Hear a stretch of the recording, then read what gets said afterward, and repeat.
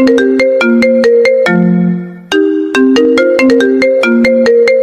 পতিতা মেয়ে, এইদিকে আয়। তোদের মতো পতিতাদের এত ছাড় দেবার সময় আমার নেই।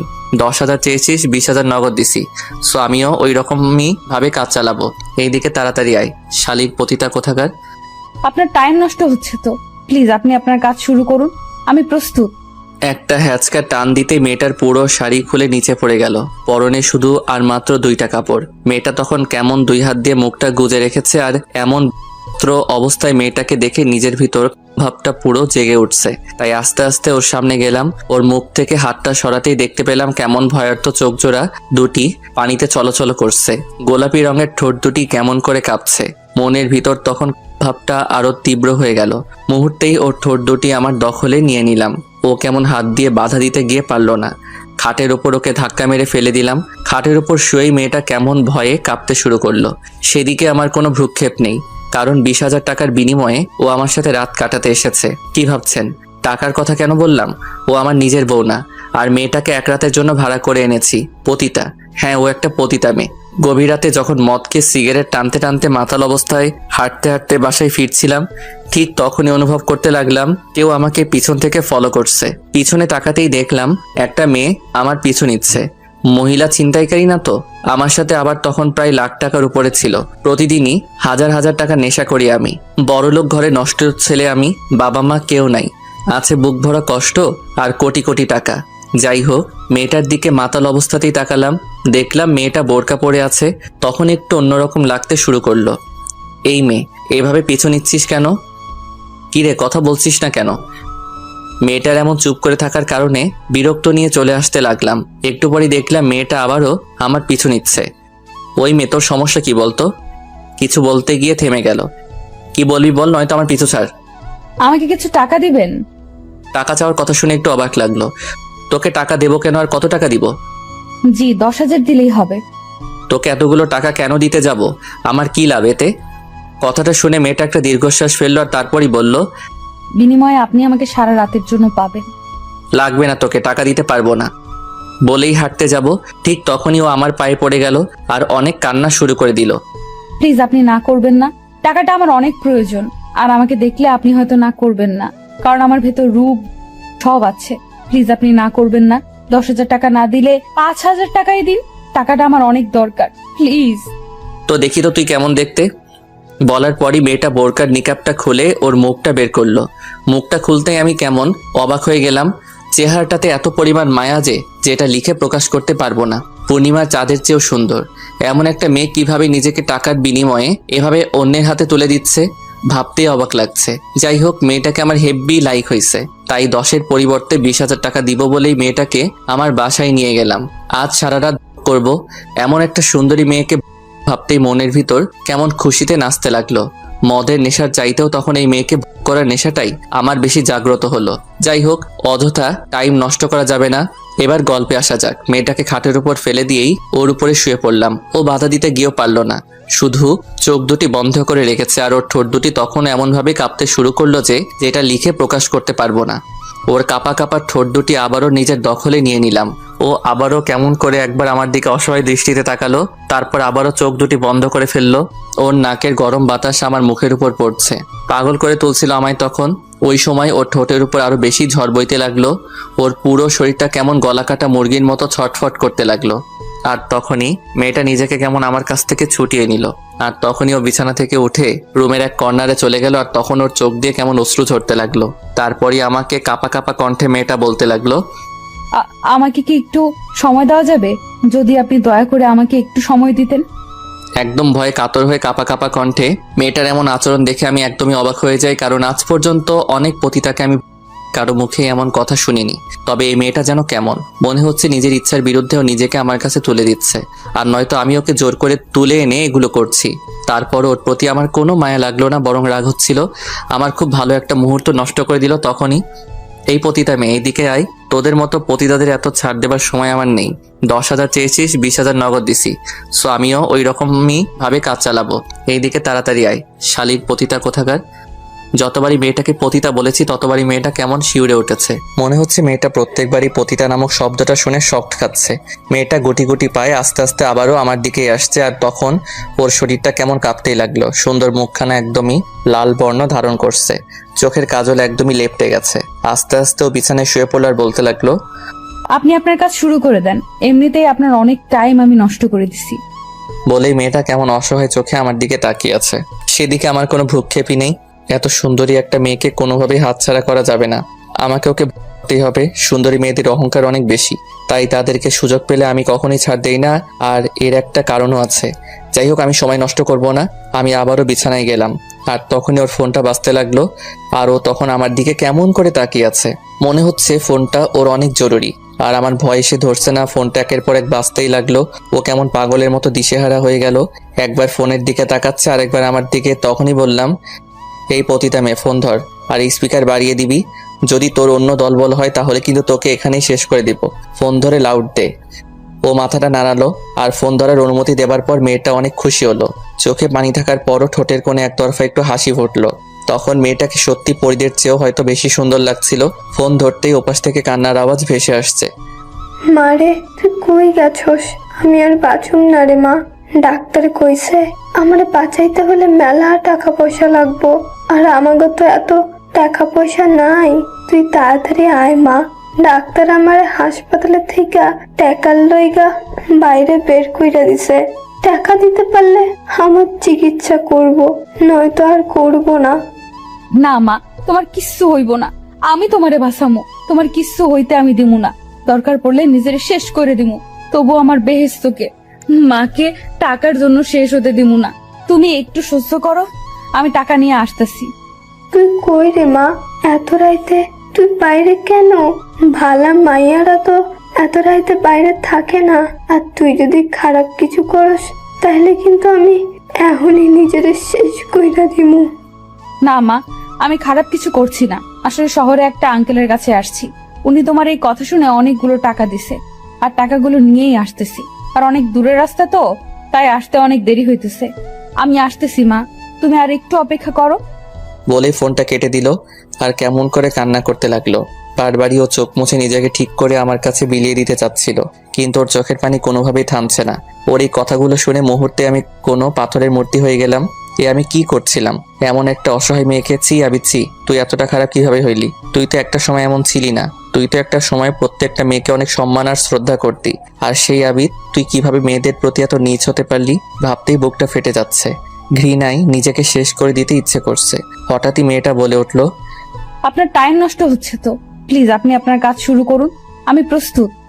মেয়েটার দিকে তাকাতেই দেখলাম চোখ দুটো কেমন কালো কাজলে লেপটে আছে, মুখখানে কত মায়া জুড়ে আছে, আর সেই মুখটা কিভাবে আমার দিকে কেমন অসহায়ভাবে তাকিয়ে আছে।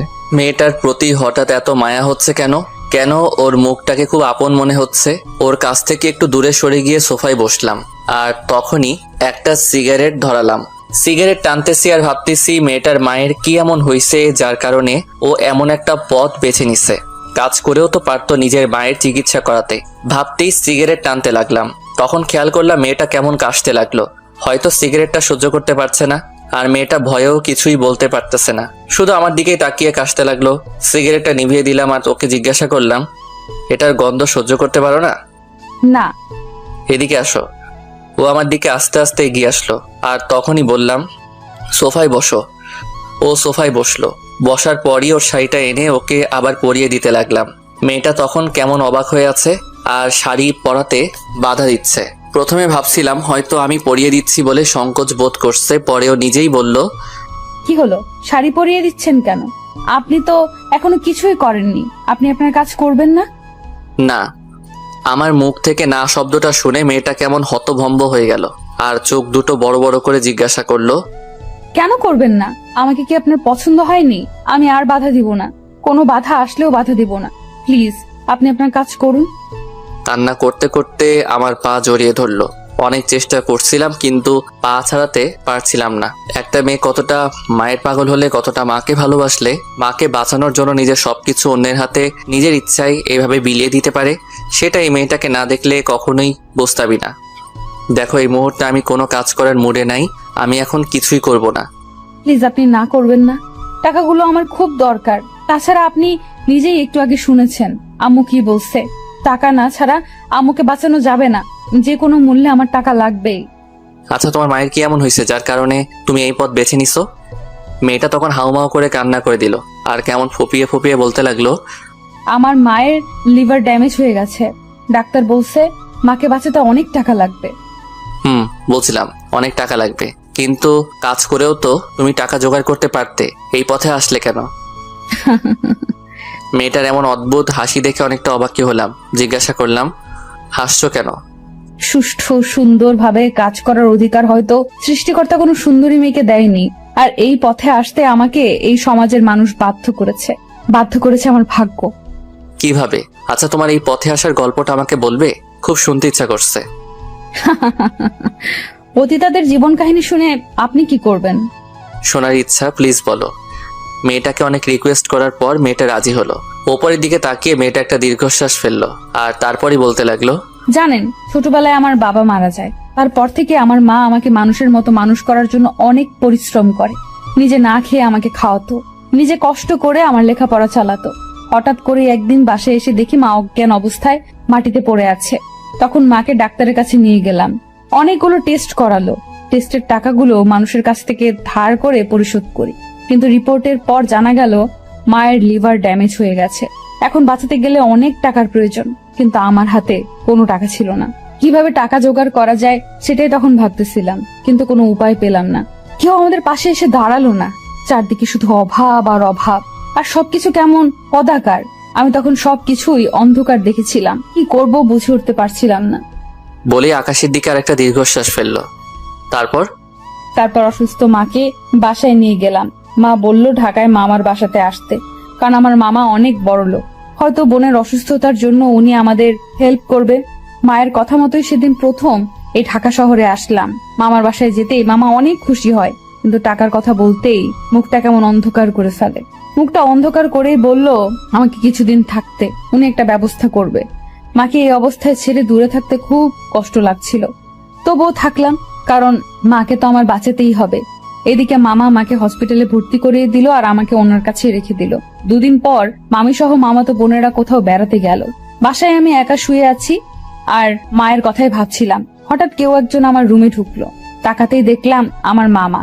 আমি একটু হাসি দিলাম, কিন্তু সেই হাসিটা বেশি স্থায়ী হলো না। কেন? কারণ তখনই মামা দরজাটা ভেতর থেকে বন্ধ করে দিল। ভালো মানুষের পেছনে মামার এত জঘন্য একটা রূপ সেদিনই আমার কাছে প্রকাশ পায়। কিছু বুঝে ওঠার আগেই আমার মামা আমার উপর ঝাঁপিয়ে পড়লো। আমাকে বাবা পর্যন্ত ডেকেছিলাম, পায়ে হাতে দিয়ে বারবার বলেছিলাম বাবা যে জায়গায় মামাও সে একই জায়গায়, আমি তোমার মেয়ের মতো। কিন্তু সেদিন এই অসহায় মেয়েটাকে নিজের আপন মামা নৃশংসতার কাছে রেহাই পেল না, পশুর মতো আমাকে বলেই কেমন ফুপিয়ে কান্না শুরু করে দিল। ওর কথাটা শুনে আমিও নিজেও কেঁদে দিলাম। কি বলছে এই মেয়েটা? আর কিভাবে মানুষ এতটা নীচ হতে পারে? আল্লাহ, তুমি এর আগে ওই জানোয়ারের বাচ্চাটাকে শেষ করে দিলে না কেন? ওই জানোয়ারের বাচ্চাকে আমি মাফ করব না, আমি নিজে ওকে শেষ করে দিব। আমি তখন কেমন থরথর করে কাঁপতে লাগলাম। একটা মেয়ে কতটা কষ্ট পেতে পারে, কেনই বা এমন পরিস্থিতিতে আসে, ওকে না দেখলে বুঝতেই পারতাম না। মানুষ পতিতাদের অনেক খারাপ বলে, কিন্তু একটা মেয়ে কেন পতিতা হয়, কেন নিজের সবকিছু টাকার জন্য অন্যের কাছে বিলিয়ে দেয়, সেটা হয়তো সবারই অজানা। আর এগুলো ভাবতেই তখন শুধু চোখ দিয়ে টপ টপ করে পানি বের হচ্ছে। কাঁপা কাঁপা কণ্ঠে বলতে লাগলাম, তারপর মেয়েটা উপরের দিকে তাকিয়ে অনেকগুলো দীর্ঘশ্বাস ফেললো। তারপর কিছুক্ষণ নীরবতা। একটু পরে নীরবতা ভেঙে বলতে লাগলো, সেদিন আমার সব কিছু উনি কেড়ে নিয়েছিল। প্রচন্ড ব্যথায় সেদিন বিছানা থেকে উঠতে পারিনি। ওনার এতই বেশি ছিল যে আমাকে একটুও ছাড় দেয়নি। ওনার কাজ শেষে আমাকে একটা কথাই বলেছিল, তোকে করে অনেক আনন্দ পেলাম, আর মনে রাখি সেগুলো যদি কাউকে বলিস তাহলে এই ভিডিওটা দেখ। আমাকে তখন একটা ভিডিও দেখালো যেটাতে মামার তাকে দেখতে পেলাম। ভিডিওটা দেখিয়ে বলল, তোর এই ভিডিও আমি ভাইরাল করে দেব, তোর আম্মুর চিকিৎসার একটা টাকাও দিব না, তোর মা মরে যাবে। তখন নিজের কথা ভুলে গেলাম, মায়ের মুখখানা মনে পড়ে গেল। না, মাকে কোনোভাবেই মরতে দেওয়া যাবে না। তখন আমি চুপ করে গেলাম। এরপর থেকে মামা সহ তার অনেক বন্ধু মিলে প্রতিদিন আমাকে হাত পা বেঁধে জোর করে ধর্ষণ করত, আর আমাকে দিয়ে মামা ব্যবসা শুরু করে দিল। আর তারপর একটা সময় মামা আর মায়ের চিকিৎসার জন্য আগের মতো টাকা দেয় না। মায়ের অবস্থাও দিন দিন খারাপ হতে লাগলো। আমাকে কিছু বললেই আমাকে পতিতা বলে মারধর করত। যখন দেখলাম মায়ের আর চিকিৎসা চলছে না, তখনই ওখান থেকে পালিয়ে বের হয়ে গেলাম, আর বের হয়ে আপনার কাছে। কথাগুলো বলেই মেয়েটা থরথর করে কাঁপতে লাগলো আর প্রচন্ড কান্না করতে লাগলো। আমি তখন নিজেও নিজেকে শান্ত করতে পারছিলাম না। আর এই মেয়েটি কিভাবে নিজেকে শান্ত করবে? জীবনে অনেক পতিতার সাথে রাত কাটিয়েছি, কিন্তু কোনোদিন কারো এই পতিতা হবার গল্প শুনিনি। শুধু চলে এসেছি, জানতেও চাইনি তাদের এই পতিতা হবার কারণ। আর আজ যখন কোনো মেয়ের মুখে তার জীবন কাহিনী শুনলাম, নিজের বুকটাই তখন তাদের জন্য কষ্টে ফেটে যাচ্ছে। না, এই মেয়েটা অনেক কষ্ট করেছে, আর করতে দিব না। ওর কষ্টের জীবন আমি এখানেই শেষ করে দিব। কষ্ট ওর এখানেই শেষ। এবার ওর মুখে একটু হাসি দেখতে চাই। তখন বুঝতেই পারলাম মেয়েটা টাকার জন্য সব করতে পারবে। এখন আমি তাড়িয়ে দিলে আমার কাছ থেকে চলে গিয়ে আবার অন্য কারোর সাথে মিশবে। তার চেয়ে ভালো এই মেয়েটাকে অনেক দিনের জন্য আমার কাছেই রেখে দেই। তখনই বললাম, তোমার পাশে থাকতে চাই। রাখবে তোমার পাশে? পতিতাদের সাথে থাকতে নেই। আর আমি ছেলে জাতটাকে এখন ঘৃণা করি। আপনি আপনার কাজ শেষ করুন, এমনিতেই রাত প্রায় শেষ পর্যন্ত। বুঝতে পারলাম ছেলেদের প্রতি ওর যথেষ্ট ঘৃণা জন্মে গেছে। এইভাবে মেয়েটাকে আমার কাছে রাখতে পারবো না, অন্য একটা বুদ্ধি খাটাতে হবে। ওই যে একটা ব্যাগ দেখছো, ওই ব্যাগে অনেক টাকা আছে, প্রায় 10 লক্ষ টাকার মতো আছে। আমি জানি এই 10 লক্ষ টাকা তো এই পতিতা পেশায় কয়েক মাসও কামাতে পারবা না। তো আমি যদি তোমাকে ওই টাকাগুলো দিয়ে দিই, বিনিময়ে আমাকে কি দিবা? কথাটা বলতেই মেয়েটা কেমন অবাক হয়ে আমার দিকে তাকিয়ে রইল আর বলতে লাগলো, আপনি যা চাইবেন তাই। দরকার পড়লে সারা দিন সারা রাত সব সময় আপনার সাথে কাটাবো, কিন্তু তারপরেও আমার মাকে বাঁচানোর জন্য টাকাগুলো দরকার। একটা শর্তে তোমাকে টাকাগুলো দিব। কি শর্ত? কাল থেকে শুরু করে টানা 2 মাসের জন্য তুমি আমার সবসময় আমার সাথে থাকতে হবে। যা বলবো তাই করতে হবে, কোনো কথাই না করতে পারবা না। এই 2 মাসে তোমার কাছে আমার যেটা যেটা ইচ্ছা সব তোমাকে পূরণ করতে হবে। আমার সাথে রাত দিন সবসময় কাটাতে হবে। রাজি আছো? আমি রাজি, তবুও টাকাগুলো আমার চাই। আমার মাকে বাঁচাতেই হবে। অবাক হয়ে গেলাম, মেয়েটা বিন্দু পরিমাণও ভাবার টাইম নিল না। এক কথায় সে রাজি। ভেবে বলছো তো? আমি রাজি। ঠিক আছে, টাকাগুলো তুমি কালই পাবে। আর এখনই আমার সাথে চলো। কোথায়? আপনি আপনার কাজ করবেন না? আমাকে তো সকালে বাসায় যেতে হবে। চুপচাপ এখন আমার সাথে চলো। হুম। তখনই মেয়েটাকে আগে ওর শাড়িটা পরিয়ে দিলাম আর ওকে ওয়াশরুম থেকে ফ্রেশ হয়ে আসতে বললাম। তারপরও ওকে নিয়ে আমার গাড়িতে উঠলাম। ও কেমন ভয় ভয়ে গাড়িতে উঠলো। প্রচন্ড ভয় পাচ্ছে মেয়েটা, হয়তো ভাবছে তাকে কোথাও নিয়ে কিছু করে ফেলবো। গাড়ি ড্রাইভ করছি, হঠাৎই মেয়েটাকে বললাম, এই মেয়ে, এতক্ষণ আমার সাথে আছো অথচ নামটাই জানি না। আর কাল থেকে তো তুমি আমার সাথেই থাকবা। তো নাম কি তোমার? জি, মোসাম্মদ আনিকা আক্তার। খুব সুন্দর নাম, রূপের সাথে নামের অনেক মিল আছে। আর আমার নাম আবিদ হাসান, সবাই আবিদ বলেই ডাকে। এখন থেকে তুমিও আবিদ বলেই ডাকবা। আমি নাম ধরে ডাকতে পারবো না, স্যার বলে ডাকি। কি বলছি? আমি যেটা বলছি চুপ করে সেটাই শুনবা, বুঝছো? বলো আবিদ। করছো কেন? বলো আবিদ। আবিদ। এবার বলো গ্রামের বাসা কোথায়? আমরা এখন সেখানেই যাব। কিন্তু। কোনো কিন্তু নাই। এইদিকে তোমার আম্মুর অবস্থা অনেক খারাপ, তাই দেরি করে একদমই লাভ হবে না। তারপরই ওর থেকে ঠিকানা নিয়ে ওদের গ্রামের বাসায় চলে গেলাম। যেতে যেতে প্রায় সকাল হয়ে গেল। আর ওর আম্মুকে ওখান থেকে নিয়ে আসলাম, ঢাকাতে এনে বড় একটা ভালো হসপিটালে ভর্তি করে দিলাম। তখনই আনিকা বলে উঠলো, আপনার এই ঋণ কিভাবে শোধ করব আমি? হয়তো নিজের জীবন দিয়ে হলেও আপনার এই ঋণ আমি শোধ করতে পারবো না। শোধ করার দরকার নেই। আর হ্যাঁ, শর্ত অনুযায়ী আজ থেকে আমি যা যা বলবো সব তোমাকে মানতে হবে। বলুন, আমাকে কি করতে হবে? এখন থেকে আমাকে তুমি করে বলবা, আর আমার নাম ধরে ডাকবা। যদি এর ব্যতিক্রম করো তাহলে। এই না, আপনি যেটা বলবেন সেটাই করব। আবার আপনি? তুমি। তোমার আম্মু এখন ঘুমাবে, ডাক্তার ওনাকে ঘুমের ওষুধ দিচ্ছে। আনিকাকে নিয়ে বাসায় আর আসলাম না, একদম কাজী অফিসে চলে গেলাম। কাজী অফিস দেখে আনিকা বলে উঠলো, কাজী অফিসে কেন? আর কার বিয়ে? তোমার আর আমার বিয়ে। মানে? তুমি আমার কাছে 2 মাস পর্যন্ত আছো, আর আমি তোমাকে পতিতা পরিচয় আমার বাসায় রাখতে পারবো না। সো 2 মাসের জন্য আমার বউ হয়ে থাকবা। কথাটা শোনার পর আনিকা কেমন থ হয়ে গেল। 2 মাসের জন্য বিয়ে? আমি পারবো না এই বিয়ে করতে। দেখো, শর্ত অনুযায়ী তোমাকে করতেই হবে। আর আমার সাথে 2 মাস ওইভাবে মেলামেশা করলে পাপের পরিমাণটা অনেক বেশি হবে। আর এইভাবে করলে সেটা আর হবে না। হাসছো কেন? হাসবো না তো কি করব? তোমরা বড় লোকরা পারো বটে, তোমাদের কাছে সবকিছুই কেমন পুতুল খেলা মনে হয়। আর আমাদের পুতুল ভেবে কত কিছুই না করছো, সবই টাকা। তবে কষ্ট নেই, আমি পুতুল হয়ে তোমার খেলায় থাকতে রাজি আছি। কারণ এত কিছু জানি না, চলো। তারপর আনিকার সাথে শর্ত মোতাবেক বিয়েটা হয়েই গেল। 2 মাসের জন্য একটা পতিতা মেয়েকে বিয়ে করে নিলাম। ওকে নিয়ে বাসায় চলে আসলাম। আপাতত একটা বাসর সাজালাম। বাসর ঘরে আনিকা বসে আছে। ঢুকতেই আমাকে সালাম করলো। আরে আরে, সালাম করছো কেন? বাসরাতে বাঙালি মেয়েদের এটাই করতে হয়। তবে এটা তো মাত্র কয়েকদিনের বিয়ে, তাই না? তবে একটা কথা মনে রাখবে, বাঙালি মেয়েদের বিয়ে বিয়েই, সেটা শর্তের কয়েকদিনের জন্যই হোক বা সারা জীবনের জন্য। তারপরে আনিকাকে বিছানায় উঠালাম আর জিজ্ঞাসা করলাম, একটা সত্যি কথা বলবে? আচ্ছা, বাসরাতে তোমার কি কি ইচ্ছা ছিল? হাসছো কেন? আপনি আমাকে করবেন তো করেন, এত নাটকের কি দরকার? একদম চুপ করে থাকবা, আমি যেটা বলছি সেটা বলো। আমি একটা ভাড়াটে পতিতা, আমার কোনো ইচ্ছে নেই। তবে বাঙালি প্রত্যেকটা মেয়েদের খুব ইচ্ছা বাসর রাতে লাল বেনারসি পরে স্বামীর ঘরে যাবে, তার সাথে নিজের সবকিছু ভাগাভাগি করে নিবে, আর তার সাথে অনেক গল্প করবে, আর সব সময় তার স্বামীর বুকে মাথা রেখে ঘুমাবে, কখনোই আলাদা হবে না। কথাগুলো বলেই মেয়েটা কেমন একটা দীর্ঘশ্বাস ফেললো। একটা জিনিস খেয়াল করলাম, মেয়েটা বেশিরভাগ টাইমই দীর্ঘশ্বাস ত্যাগ করে। বুকের ভিতর কতটা কষ্ট থাকলে একটা মেয়ে বারবার এমন করতে পারে সেটা হয়তো আমার ধারণার বাইরে। যাই হোক, মেয়েটাকে এত কষ্ট আর পেতে দিব না। তখনই আনিকাকে বললাম, খুব ভালো ধারণা আছে তো তোমার, কাজে লাগানো যাবে। কিসের কাজ? না কিছু না, তবে আজকে কিন্তু তোমাকে আর ছাড়বো না, বাসর রাত বলে কথা। হাসছো কেন? আমার জন্য আর বাসর রাত? আমার মতো পতিতাদের সাথে তো প্রতিদিনই।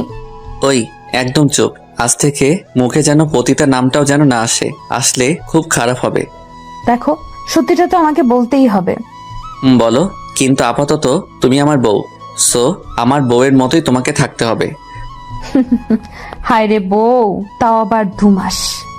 ওর কথাটা শুনে একটু অবাকই হলাম। তারপরে ওকে বললাম, 2 মাস হোক আর 2 দিন হোক, এখন তো তুমি আমার বউ, আর এই 2 মাস তোমাকে আমার স্ত্রীর পরিচয় থাকতে হবে। বলতেই মেয়েটা কেমন অবাক দৃষ্টিতে আমার দিকে তাকিয়ে আছে।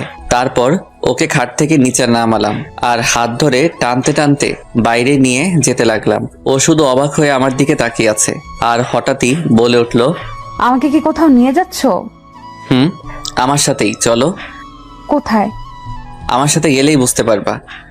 তারপরে মেয়েটাকে ছাদে নিয়ে গেলাম। অনেক রাত দেখে মেয়েটা একটু ভয় পেয়ে গেল, কিন্তু ছাদে উঠতেই, ওয়াও, কি সুন্দর ফুলের বাগান, আর আকাশে কত সুন্দর চাঁদ উঠেছে। বলে মেয়েটা আমার হাত থেকে ছুটে ছাদের উপর কেমন নিজেকে মুক্ত পাখির মতো মেলে ধরলো। ও একবার ফুলগুলোকে ধরছে, আরেকবার চাঁদের দিকে তাকিয়ে মিটিমিটি হাসছে। রাতে চাঁদের আলোতে গোলাপ ফুলগুলোর সৌন্দর্য আনিকার সৌন্দর্যের কাছেও হার মানছে। চাঁদের আলোতে মেয়েটাকে কেমন অপূর্ব সুন্দর লাগছে। সত্যি তখন আমি অনেক খুশি হয়ে গেলাম, কারণ মেয়েটা আজ খুব খুশি। তখন আকাশের দিকে তাকিয়ে আল্লাহকে মনে মনে একটা ডাক দিয়ে বললাম, আল্লাহ, এই মেয়েটাকে যেন সবসময় এমন হাসি খুশি রাখতে পারি, আর কখনোই যেন ওকে কষ্ট না দেই। বলেই মেয়েটার দিকে তাকালাম। ঠিক তখনই দেখলাম মেয়েটা এক জায়গায় কেমন জড়সড় হয়ে কান্না করতে লাগলো। হঠাৎ করে ওর এমন আচরণ দেখে ভয় পেয়ে গেলাম, আর ও তখন আমার সামনে এসেই বলতে লাগলো, প্লিজ আমাকে এখান থেকে নিয়ে যাও, আমার সহ্য হচ্ছে না। হঠাৎই ওর মুখে এমন কথা শুনে আরো বেশি অবাক হয়ে গেলাম। একটু আগে যে মেয়েটা অনেক হাসি খুশি ছিল, আর মুহূর্তেই ওর কি হয়ে গেল? নিজের পুরনো খারাপ অতীতটা তাকে কষ্ট দিচ্ছে না তো? এই মেয়ে, কান্না করছো কেন? কথা বলো। আমাকে এখান থেকে নিয়ে যাও। কিন্তু কেন? আমার মতো একটা পতিতা এমন নিষ্পাপ ফুল ছুতে পারে না, আর এই চাঁদের আলো আমার মতো বাজে মেয়ের উপর মানায় না, কেমন কদাকার দেখায়। বলেই মেয়েটা কান্না করতে লাগলো। এই তুমি এগুলো কি বলছো? একদম উল্টাপাল্টা বলবে না, এখন থেকে তুমি আমার বউ। বলেই ওর চোখের পানিটা মুছে দিলাম আর ওর কপালে ঠোঁটের উষ্ণতা এঁকে দিলাম। মেয়েটা তখন শুধু নির্বাক হয়ে আমার দিকে অবাক চোখে তাকিয়ে রইল। আর তখনই মেয়েটাকে নিজের সর্বোচ্চ শক্তি দিয়ে জড়িয়ে ধরলাম, আর ও তখন কেমন কেঁপে উঠল। যখন আমার কাছ থেকে ওকে ছুটালাম, তখন ও কেমন করে যেন আমার দিকে তাকিয়েই আছে। হয়তো আনিকা ভাবছে ওর সাথে আমি যা করছি সবই ওকে বোঝার জন্য, বা তার অসহায়ত্বর সুযোগ নেওয়ার জন্য। কিন্তু আমার মনে শুধু একটা কথাই, যতদিন বেঁচে থাকবো কোনোভাবেই আর এই মেয়েটাকে কষ্ট দিব না, সব সময় ওর পাশে থাকবো। ওকে নিয়ে ঘরে চলে আসলাম আর বিছানায় শুয়ে পড়লাম। আনিকা তখন আমার পাশে শুয়েছিল, আর তখনই আনিকার কথাটা মনে পড়লো। একটু আগে বলেছিল বাঙালি মেয়েরা চায় সবসময় তার স্বামীর বুকে মাথা রেখে ঘুমাতে, হয়তো ওরও এমনটাই ইচ্ছে ছিল। যাই হোক, তখনই আনিকাকে জড়িয়ে ধরলাম, আর ও একদম চুপ হয়ে শুধু আমাকে দেখছিল। তখন ওর মাথাটা আমার বুকে রাখতে বলে ওকে জড়িয়ে ধরে ঘুমিয়ে পড়লাম। সকালবেলা ঘুম ভাঙতেই দেখলাম মেয়েটা এখনো ঘুমিয়ে আছে। আহ, কি নিষ্পাপ মুখ, একদম ছোট বাচ্চাদের মতো করে ঘুমিয়ে আছে। তখন ওর কপালে আলতো করে একটা চুমু দিতেই ও কেমন জেগে উঠলো, আর আমার দিকে একবার তাকিয়েই নিচু হয়ে গেল। তারপর দুজনে ঘুম থেকে উঠলাম, ফ্রেশ হয়ে খেয়ে দুজনেই হাসপাতালে আনিকার আম্মুর কাছে চলে গেলাম। ওর আম্মু তখন ঘুমাচ্ছিল, ওকে হসপিটালে রেখেই চলে আসলাম। আর আসার আগে ওকে বলে এসেছি কোনো কারণেই যেন বাইরে বের না হয়, সবসময় আম্মুর পাশে যেন থাকে, আর কোনো কিছু লাগলে আমাকে যেন ফোন দেয়। মেয়েটা শুধু মাথা নাড়ছিল। আমি অফিসে চলে গেলাম। আজ অনেকদিন পর অফিস যাচ্ছি। সবাই আমাকে দেখে আজ একটু বেশিই অবাক, কারণ অনেকদিন অফিসে যাই না। যাই হোক, আনিকাকে নিজের লাইফে জড়ানোর সাথে সাথেই ভাবলাম নিজেকেও ঠিক করে ফেলি, ভালো হয়ে যাই, আর ওকে নিয়ে সুখেই থাকি। 15 দিন পর আনিকার আম্মু এখন অনেকটাই সুস্থ, কিন্তু আরও কিছুদিন হসপিটালে থাকতে হবে আর একটা অপারেশন করতে হবে। ওই অপারেশনের ওপরে নির্ভর করবে ওর আম্মু বেঁচে থাকবে নাকি পৃথিবী থেকে বিদায় নিবে। বেঁচে যাবার সম্ভাবনাই বেশি। আর এই কথাগুলো আনিকা জানে না। সে জানে ওর আম্মু সুস্থ আছে আর খুব শীঘ্রই আবার আগের মতো হয়ে যাবে। আনিকা আমার লাইফে আসার পর আমি অনেক পাল্টে গেলাম। আমার অফিস সবকিছু এখন নিয়মিত চলে। তবে এখনো আমার একটা ভালো কাজ বাকি আছে, সেটা হলো আনিকার মামা ওই জানোয়ারের বাচ্চাটাকে শেষ করে দেওয়া। এখন প্রতিদিনই আনিকা আমার বুকে মাথা রেখে ঘুমায়, খুব শান্তি লাগে মনে। কিন্তু সবকিছুর ভিতরে আনিকা কেমন অস্বস্তি ফিল করতো।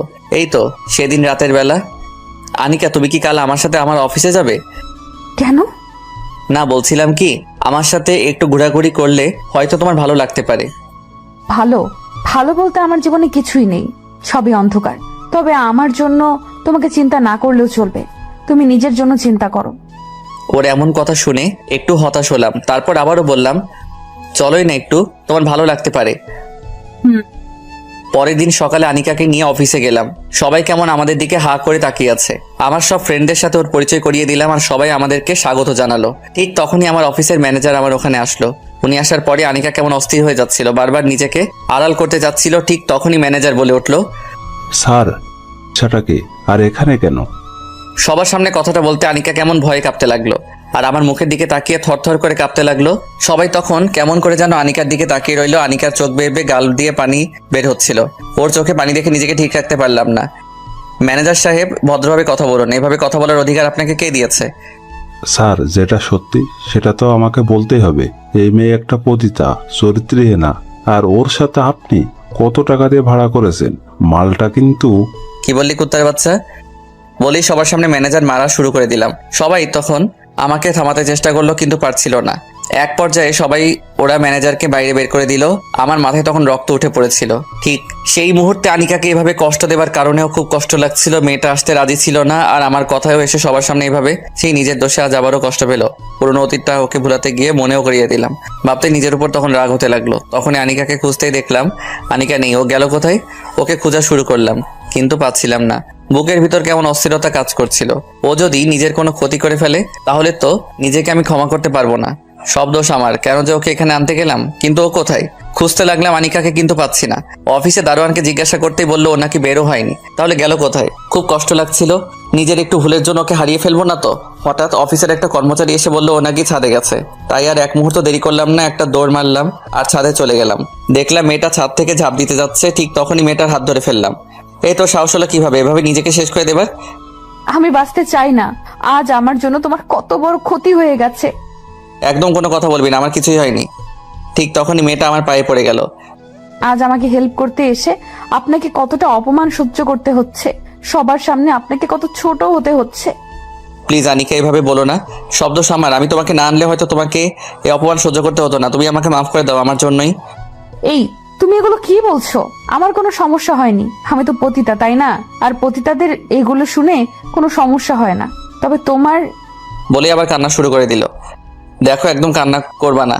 আর মরতে যাচ্ছ কেন? তুমি যদি মরে যাও তোমার মাকে কে বাঁচাবে? মায়ের জন্যই তো বেঁচে আছি, কিন্তু আমি যা নিতে পারছি না, ওই মানুষটা আমার জীবনটাকে শেষ করে দিছে, শেষ করে দিছে। বলে কান্না করতে লাগলো।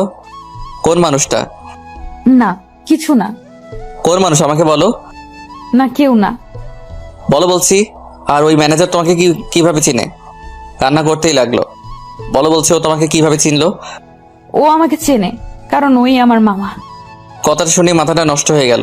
কি, যে জানোয়ারের বাচ্চাটাকে আমি শেষ করার জন্য ভাবছি, যে জানোয়ারটা একটা মেয়ে সুন্দরভাবে বাঁচার অধিকার নষ্ট করে দিচ্ছে, যে জানোয়ারের বাচ্চা একটা পবিত্র দেখে জানোয়ারের মতো ঝাঁপিয়ে পবিত্র সম্পর্ক নষ্ট করে মেয়েটাকে অপবিত্র করেছে, সে আমার কোম্পানিরই ম্যানেজার। তাকে তো আমি শেষই করে দিব। মৃত্যুর যন্ত্রণা যে কতটা কষ্টের তাকে আমি বুঝিয়ে দিব। তুই মরার জন্য প্রস্তুত হ। আমাকে এই অন্ধকারে তুলে আনার কারণ কি? আর আপনি কে? তোর জম। আপনি সামনে আসুন, আর আমাকে প্লিজ ছেড়ে দিন। আমাকে কেন তুলে এনেছেন? কেউ লাইটটা অন করো। ঠিক তখনই লাইট অন হয়ে গেল, আর লাইট অন হতে উনি বলে উঠল, স্যার আপনি? ম্যানেজার সাহেব কেমন আছেন? খুব ভালো। আচ্ছা ম্যানেজার সাহেব, এভাবে ঘামছেন কেন? আমাকে লোক দিয়ে কেন উঠিয়ে এনেছেন? শুধুমাত্র কিছু হিসাব নিকাশের জন্য। ওইগুলো তো অফিসে মেটাতে পারতেন, আর আমি সব হিসাব তো আপনাকে দিয়ে দিয়েছি।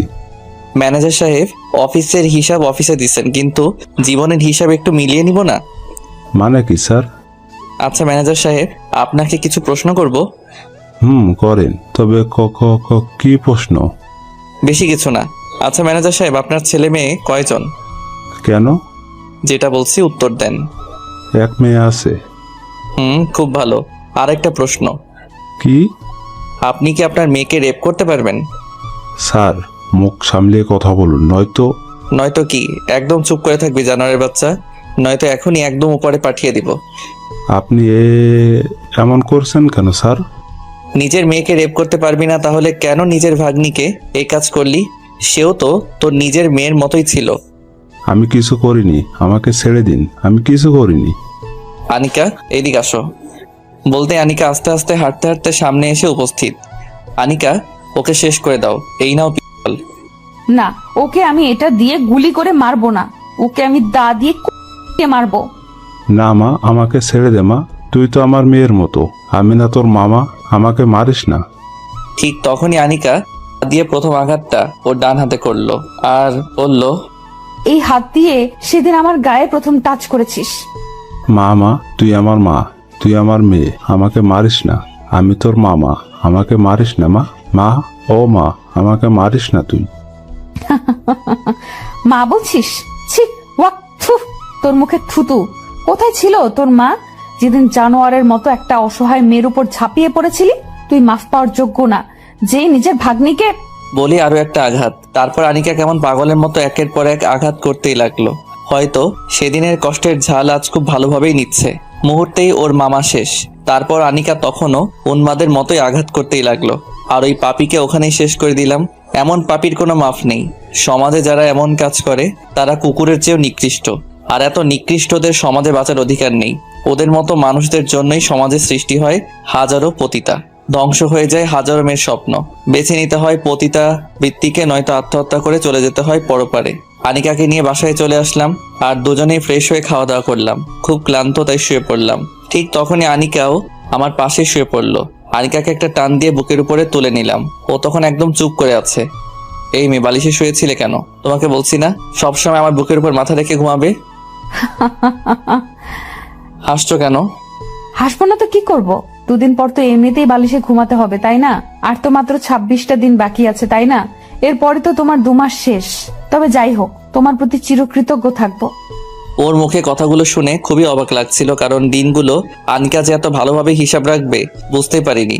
সময় যেতে যেতে যে এতগুলো দিন চলে গেছে সেটাও বুঝতেই পারিনি।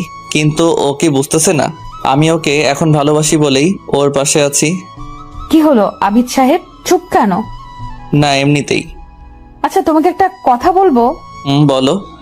এই যে তুমি সেই প্রথম দিন থেকেই আমার এত উপকার করছো, তারপর আবার শর্ত মোতাবেক বিয়ে করে এতগুলো টাকাও দিয়েছো, আজ আবার আমাকে একটা জানোয়ারকে শেষ করতেও সাহায্য করেছো, এই সবই তো আমাকে করার জন্য, তাই না?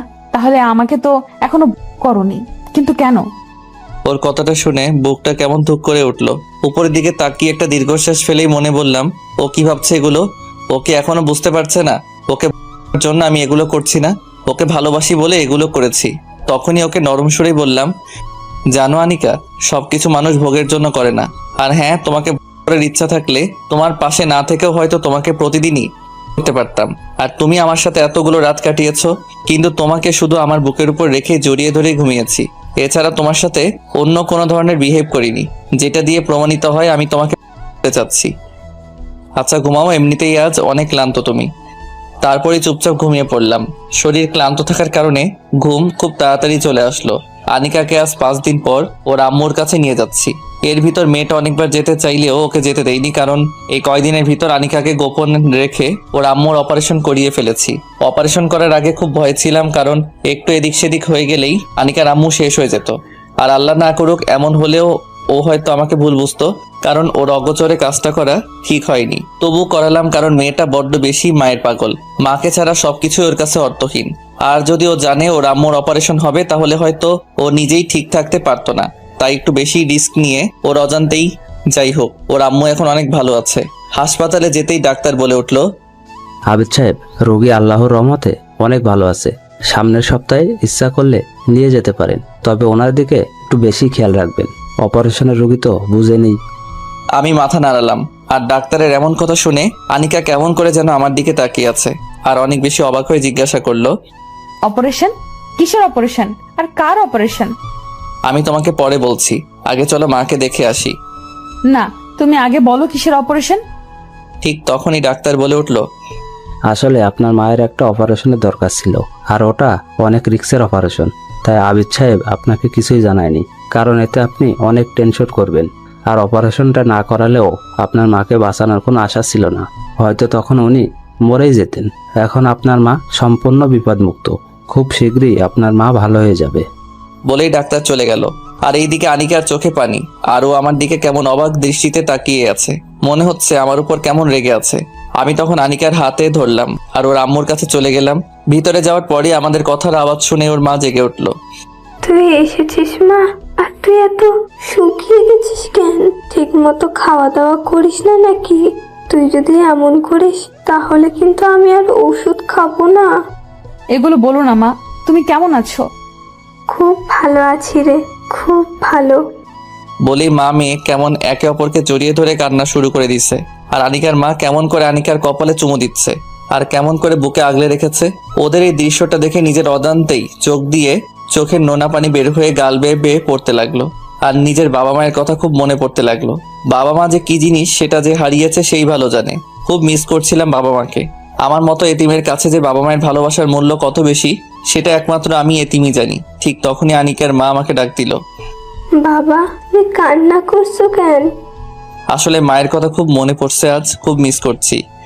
কেন, তোমার বাবা মা কোথায়? না, ছোটবেলায় তারা মারা গেছে, এতিম করে চলে গেছে আমায়। কে বলেছে তুমি এতিম? আমি কি তোমার মা না? এদিকে আসো বাবা।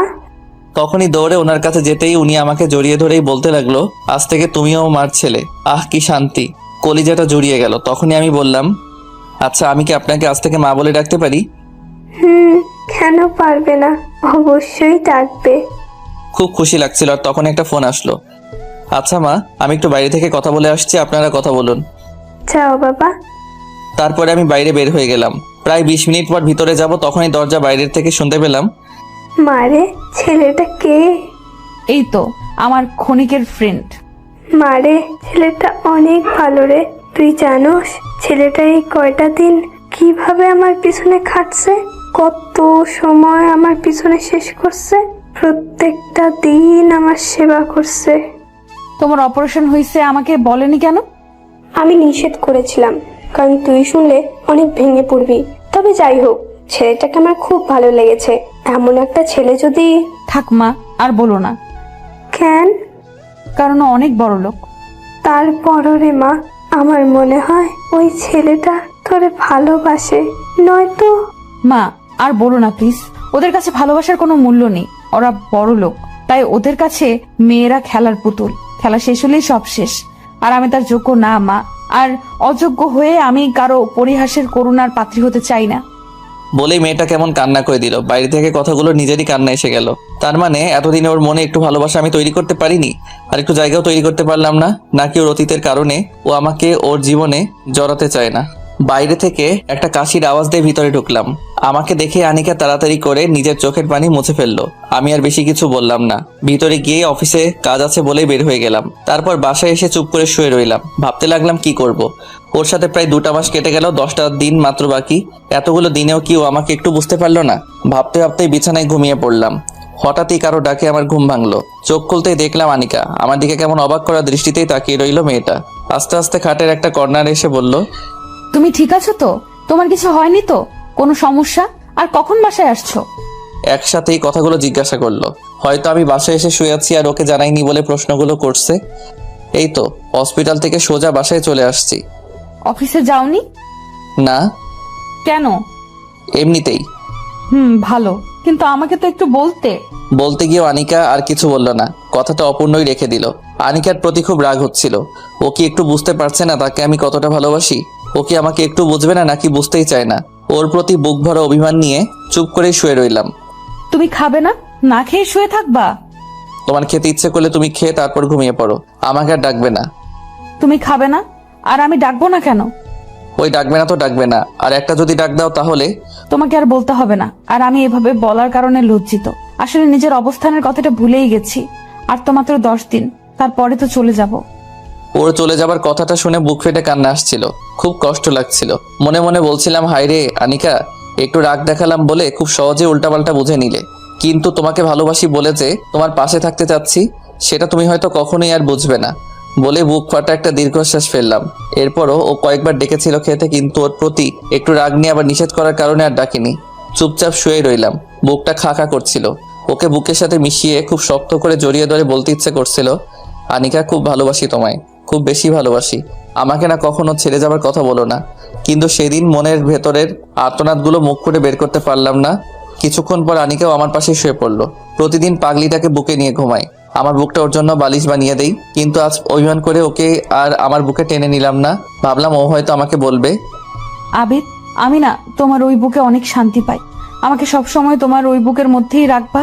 আর আজকে আমাকে রাগ করে কেন বালিশে শুয়ে থাকতে বলছো? আমি কিন্তু তোমার বুকেই ঘুমাবো। কিন্তু আফসোস, আনিকা এগুলো বলবে তো দূরে থাক, ওর কল্পনায়ও এগুলো আসে না। আর হয়তো আমার সাথে শর্তের কারণে যতটুকু থাকছে, নয়তো ও হয়তো আমার কাছে কখনোই থাকতো না। বিছানায় ওর অপর দিকে মুখ করে বালিশে চোখ ভিজাচ্ছিলাম, লাইটটা অফ আছে, তাই হয়তো ওর চোখে আমার চোখের পানি পড়বে না। চোখে নোনা জল ফেলতে ফেলতে কখন যে ঘুমিয়ে পড়ছি বুঝতেই পারিনি। হঠাৎই কারো চিৎকার শুনে ঘুম থেকে লাফিয়ে উঠলাম। লাফিয়ে উঠতে চাইলেও তখন আমি উঠতে পারলাম না, কারণ এর আগে আনিকা আমাকে খুব শক্ত করে জড়িয়ে ধরে চিৎকার করে কান্না করতে লাগলো আর বলতে লাগলো, প্লিজ মামা, আমাকে ছেড়ে দাও। আমার সর্বনাশ করো না মামা। তুমি না আমার বাবার মতো। তুমি তো জানোই আমার বাবা নেই। প্লিজ আমাকে এই পতিতালয়ে ফেলে যেও না মামা, যেও না মামা। মামা কথাগুলো বলছিল আর মামা মামা বলেই আনিকা চিৎকার করে কান্না করতে লাগলো। আর ভয়ে কাঁপতে কাঁপতে আমাকে অনেক শক্ত করে জড়িয়ে ধরতে লাগলো। হয়তো আমার বুকের ভিতরেও ঢুকেই যাবে, নয়তো আমার সাথে মিশে যাবে। আনিকাকে শান্ত করার জন্য ওকে ডাকতে লাগলাম, কিন্তু ও যেন শুনছেই না। এ আনিকা, আনিকা, তোমার কি হয়েছে? আর কোথায় তোমার মামা? ওনাকে তো তুমি নিজ হাতে শেষ করে দিছো আনিকা। এই দেখো, এখানে কেউ নেই। আনিকা, এই আনিকা, এই দেখো আমি আছি তো, কেউ তোমাকে কিচ্ছু করতে পারবে না। একবার মার দিকে দেখো। অনেক বলার পরে আনিকা ধীরে ধীরে শান্ত হয় আর কেমন অসহায়ের মতো আমার মুখের দিকে তাকিয়ে রইল। বুঝতে পারলাম মেয়েটা হয়তো বাজে কোনো স্বপ্ন দেখে ভয় পাইছে। তখনও ও আমাকে জড়িয়ে ধরেই আছে। ও হঠাৎ কি বোঝে যেন ও নিজেকে ছুটিয়ে নিতে চাইলো, কিন্তু সেটা আর হতে দিলাম না। কারণ সেই মুহূর্তেই আনিকাকে আমি আমার নিজের সমস্ত শক্তি দিয়ে জড়িয়ে ধরে রইলাম। আর ও তখন কিছুই বলল না, শুধু চুপচাপ দেখছে। আনিকার মাথাটা তখন আমার বুকের মাঝে। তখন ওর মুখটা একটু সামনে আনলাম আর আস্তে করে ওর চোখের পানিটুকু মুছে দিলাম। অনেকক্ষণ পর আনিকা যখন স্বাভাবিক হয়, এই পাগলি, তোমার কিচ্ছু হবে না। এই পাগলিটা যে তোমার কিচ্ছু হতে দিবে না, সব সময় এই বুকে আগলে রাখবে, কখনোই আলাদা হতে দিবে না। ও শুধু মাথা নাড়ালো। এই শুনো, আর কান্না না করে চুপচাপ এই পাগলের বুক নামক বালিশটাতে ঘুমিয়ে পড়ো। আমি তোমার মাথায় হাত বুলিয়ে দিচ্ছি, একদম কথা বলবে না কিন্তু। তখন আনিকাকে আমার বুকের মধ্যে রেখে শুয়ে থাকতে বললাম। ও আমার কথা শুনে চুপচাপ তাই করলো। আমি ওর মাথায় হাত বুলিয়ে দিতে লাগলাম। আসলে আনিকার চুলগুলো অনেক সুন্দর। ও যেমন সুন্দর, ঠিক ওর চুলগুলো অনেক বড় বড় চুল। ওর চুলগুলো কাঁধ ছাড়িয়ে ওর কোমরেরও অনেক নিচে চলে যায়। যাই হোক, ওর মাথায় হাত বুলাতে বুলাতে মেয়েটা কখন যে ঘুমিয়ে পড়েছে বুঝতেই পারিনি। ফজরের আজান দিয়ে দিচ্ছে, এখনো ও আমার বুকেই ঘুমাচ্ছে। আর আমিও সারা রাত জেগে ওর মাথায় হাত বুলাতে লাগলাম। একদম ছোট বাচ্চাদের মতো ওকে ঘুম পাড়াইছি, আর ছোট বাচ্চাদের মতোই ও ঘুমাচ্ছে। একটা জিনিস তখনই মাথায় আসলো, এতদিন মেয়েটাকে বুকে নিয়ে ঘুমাতাম, একদিনও ও খারাপ কিছু স্বপ্নে দেখেনি, ভয় পাইনি। আর আজ অভিমান করে ওকে বুকে থেকে সরাতেই কেমন আবল তাবল স্বপ্ন দেখে মেয়েটা ভয় পাইছে। আর কখনোই যতই রাগ করি না কেন, ওকে আমার বুক থেকে আলাদা করব না। সকালবেলা ওকে হসপিটালে ওর মায়ের কাছে রেখে অফিসে চলে গেলাম। একটু হাসি খুশি ভাবে বসে আছি, ঠিক তখনই আমার অফিসের কলিগ মিম আসলো। ওর সাথে আমি আবার একদমই ক্লোজ, ভালো ফ্রেন্ড বললেও চলে। মিম এসেই বলল, স্যার, একটা কথা বলবো যদি রাগ না করেন? বলো। স্যারকে আজ অনেক খুশি খুশি লাগছে। স্যারকে আজ অনেক খুশি নাকি? না, আসলে বুঝতে পারছি স্যার, ব্যাপারটা ভাবিকে নিয়ে, তাই তো? তো কাল পহেলা বৈশাখে ভাবিকে নিয়ে কি কি প্ল্যান আছে? পয়লা বৈশাখ? কে, আপনি কি জানেন না নাকি? কোন দেশে থাকেন স্যার? আরে থাকি তো বাংলাদেশেই, কিন্তু বুঝতে পারছি। আপনি তো চলে গেছেন ভাবির সাথে প্রেমের দেশে, আর যার কারণেই সব ভুলে গেছেন, তাই না স্যার? মাথায় হাত দিয়ে শুধু চুলকাচ্ছি। কি হলো স্যার, ধরে ফেললাম তো? আগে বলেই দুজনে হো হো করে হেসে উঠলাম। তখনই আমি ওকে বললাম, আচ্ছা মিম, পয়লা বৈশাখে তোমার ভাবিকে কিভাবে অনেক খুশি করা যায় বলো তো? আসলে স্যার, বাঙালি মেয়েরা তার স্বামীর কাছ থেকে তেমন কিছুই চায় না, শুধু চায় স্বামীর একটু ভালোবাসা। তবে কাল ভাবিকে নিয়ে বৈশাখী মেলায় ঘুরতে পারেন, এতে ভাবি অনেক খুশি হতে পারে। থ্যাংক ইউ মিম, কিন্তু দুজনে কি কি পরে গেলে ভালো হয়? স্যার, পোশাক বলতে কাল কিন্তু অবশ্যই ভাবিকে সাদা আর লাল রঙের মিশ্রণের একটা শাড়ি, খোপায় ফুল পরে সাজতে বলবেন। আর আপনি সাদা পায়জামা আর একটি লাল ফতুয়া বা পাঞ্জাবি পরে গেলে হয়তো অনেক ভালোই হবে। থ্যাংক ইউ মিম বলে অফিস থেকে বের হয়ে সরাসরি মার্কেটে চলে গেলাম। ওর জন্য একটা লাল সাদা মিশ্রণে একটা বৈশাখী শাড়ি সহ সবকিছু কিনে বাসায় গেলাম। বাসায় যেতে যেতে রাত হয়ে গেল। ওকে রাতে কিছুই দেখালাম না। খুব ভালো লাগছে, কাল সারাটা দিন মেয়েটার সাথে কাটাবো। ওর হাত ধরে হাঁটবো, ঘুরবো, অনেক মজা করব। রাতে খুশিতে ঘুমিয়ে আসছে না। আনিকাকে বুকে রেখে শুয়ে পড়লাম আর একটু পরপর ওর দিকে তাকিয়ে মুচকি মুচকি হাসতে লাগলাম। আমার পাগলিটাকে কাল আমি নিজ হাতে সাজাবো, কত সুন্দর লাগবে ওকে। ওর দিকে একটু পরপরই তাকিয়ে মুচকি হাসছিলাম। হয়তো ও আমাকে আজকে পাগল বলবে, কারণ বিষয়টা ও একটু অন্যরকম ভাবে নিচ্ছিল। যেভাবেই নিক আমার কি, আমি তো খুব খুশি। হা হা হা। অনেক অপেক্ষার পর সকালের আলো ফুটলো আর তখনই সবকিছু ওর সামনে দিলাম। আনিকা, এই নাও। কি এটা? এটাতে বৈশাখী শাড়ি আছে, তুমি পরে এক্ষুনি তৈরি হও, আমি পাঞ্জাবি পরে আসছি। আমি তৈরি হব কেন? আর আমার জন্য এগুলো কেন? আরে বোকা, আজ তো পহেলা বৈশাখ, তোমাকে নিয়ে আজ সারাদিন ঘুরবো। না, আমি যাব না। প্লিজ আনিকা, না করো না, প্লিজ প্লিজ। না, আমি এগুলো পরবো না। ওর এমন কথা শুনে মনটা খারাপ হয়ে গেল। আজ এত আশা করেছিলাম, কত কি ভেবেছিলাম, আর ও সবকিছুই কেমন অগোছালো করে দিল। তাই মন খারাপ করে অন্য একটা রুমে গিয়ে বসে রইলাম। মন চাচ্ছিল সবকিছুই ছিঁড়ে ফেলি, তবে কিছুই করলাম না। মন খারাপ করে বসে রইলাম। হঠাৎই দরজায় চোখ পড়ল। দরজায় চোখ পড়তেই চোখ আসমানে উঠে গেল, কারণ মেয়েটা পোশাকগুলো পরেছে। আনিকাকে যে এতটা সুন্দর লাগবে ভাবতেই পারিনি। ওর দিকে কেমন অবাক চোখে তাকিয়ে রইলাম অনেকক্ষণ পর। এই যে মিস্টার, হা করে থাকবে নাকি আমাকে নিয়ে ঘুরতে যাবে? আনিকা, আমি স্বপ্ন দেখছি না তো? তুমি আমার সাথে যাবে? যাবো বলেই তো তৈরি হয়ে এসেছি। ওর এমন কথা শুনে মনের ভিতর লাড্ডু ফুটছিল। তখনই আনিকাকে নিয়ে বাইরে বের হয়ে গেলাম। বৈশাখী মেলায় দুজনে হাতে হাত ধরে অনেকক্ষণ ঘুরছিলাম।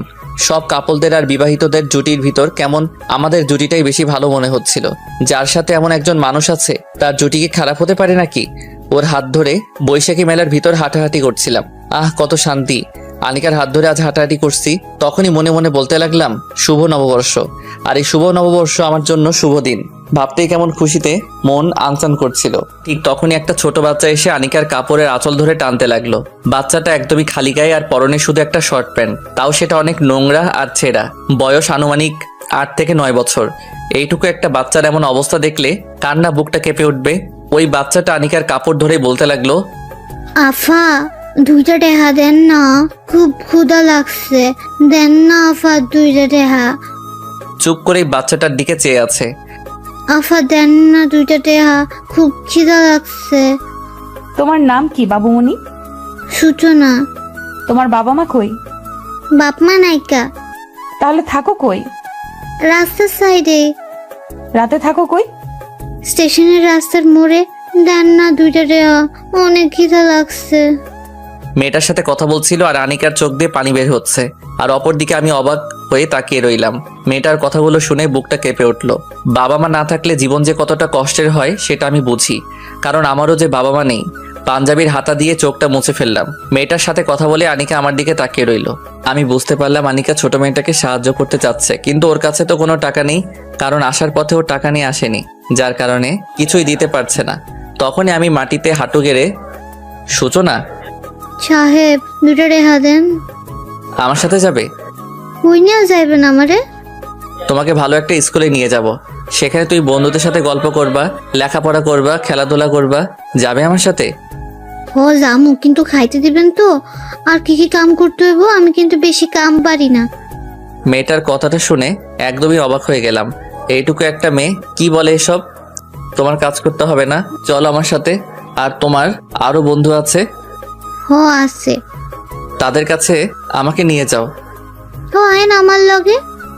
তারপরই মেয়েটাকে ওই অবস্থাতেই ওর গালে একটা চুমু দিয়ে কোলে তুলে নিলাম। আর মেয়েটাকে কোলে নিয়ে তাদের পাড়াতে চলে গেলাম। আনিকাও আমার সাথে। আনিকা শুধু অবাক দৃষ্টিতে আমাকে দেখছিল। যাই হোক, মেয়েটাকে নিয়ে একটা চিপাকড়িতে ঢুকতে দেখলাম আরো অনেকগুলো শিশু। তাদেরকে একজন মুরব্বী বয়সের লোক ভিক্ষার গান শিখাচ্ছে। দেখে রাগ উঠে গেল। আর তখনই, এই বুড়ো, এইগুলো কি শিখাচ্ছ এগুলো? আপনার সমস্যা কি? যা খুশি তাই শিখামো। আমার অনেক সমস্যা, বাচ্চাদের দিয়ে এগুলো করানো ঠিক না। কোনটা ঠিক আর কোনটা বেঠিক আপনার কাছ থেকে শিখতে হবে নাকি? ওদের খাওয়ান তো আর আপনি দেন না। আজ থেকে ওদের খাবার আমি দিব। তাহলে আর দেরি করছেন কেন? এই হতচ্ছাড়াগুলোকে এখনই নিয়ে যান। নিয়ে যাবই, কিন্তু ওদের বাবা মা কই? হুস, বাবা মা এগুলো সব পতিদেদের পোলামাইয়া। ওদের নষ্টামির ডাস্টবিনের ফসল। আচ্ছা, আমাকে ওদেরকে নিয়ে যেতে দিন। বললেই তো হবে না, এতদিন ধরে এগুলাকে বড় করছি। এই টাকা কে দিব? টাকা দিলে নিতে পারবেন, নয়তো আমি এগুলা শিখাইবই। কথাগুলো শোনার পর আনিকাও কেমন চুপসে গেল। ওদের জন্য মেয়েটার কত মায়া। ঠিক তখনই বললাম, কত টাকা লাগবে? 5 লক্ষ টাকা দিলেই ওদের সবাইকে যেতে দেব। তারপরে আনিকাকে কিছুক্ষণের জন্য থাকতে বলে ওখান থেকে চলে আসলাম। আর প্রায় 30 মিনিট পরে ওখানে টাকা নিয়ে ওখানে গেলাম আর ওদেরকে নিয়ে আসলাম। তারপর সবাইকে একটা এতিমখানায় নিয়ে যেতেই কয়েক শত ছোট শিশু আমার দিকে দৌড়ে আসলো। সবাই আমাকে আব্বু আব্বু বলে ডাকতে লাগলো। আনিকা তখন আমার দিকে অবাক করা দৃষ্টিতেই তাকিয়ে আছে। ঠিক তখনই ওখানকার হুজুর এসেই বলল, স্যার, আল্লাহ আপনার কল্যাণ করুক। আজকে নতুন কাউকে নিয়ে এসেছেন। হ্যাঁ চাচা, আজকে এই শিশুগুলোকে নিয়ে এসেছি। এদের দায়িত্ব কিন্তু তোমার। আপনি সাথে থাকলে আমিও রাজি। চাচা, ওদেরকে নতুন পোশাক পরাও আর ভালোভাবে গোসল করিয়ে দিও। আমরা আজ সারাদিন একসাথে অনেক মজা করব। আনিকা, তুমি আমার সাথে থাকবে তো? বলতে না বলতেই মেয়েটার চোখ দিয়ে অজর ধারায় বৃষ্টি ঝরতে শুরু করলো। আর ওর মুখ দিয়ে ও এমনভাবে হাসতে লাগলো যেন ও অনেক অনেক খুশি। কি হল, আনিকা থাকবে তো? হ্যাঁ আবিদ, আমি থাকবো। আর আমি সবার সাথে আজ অনেক মজা করব।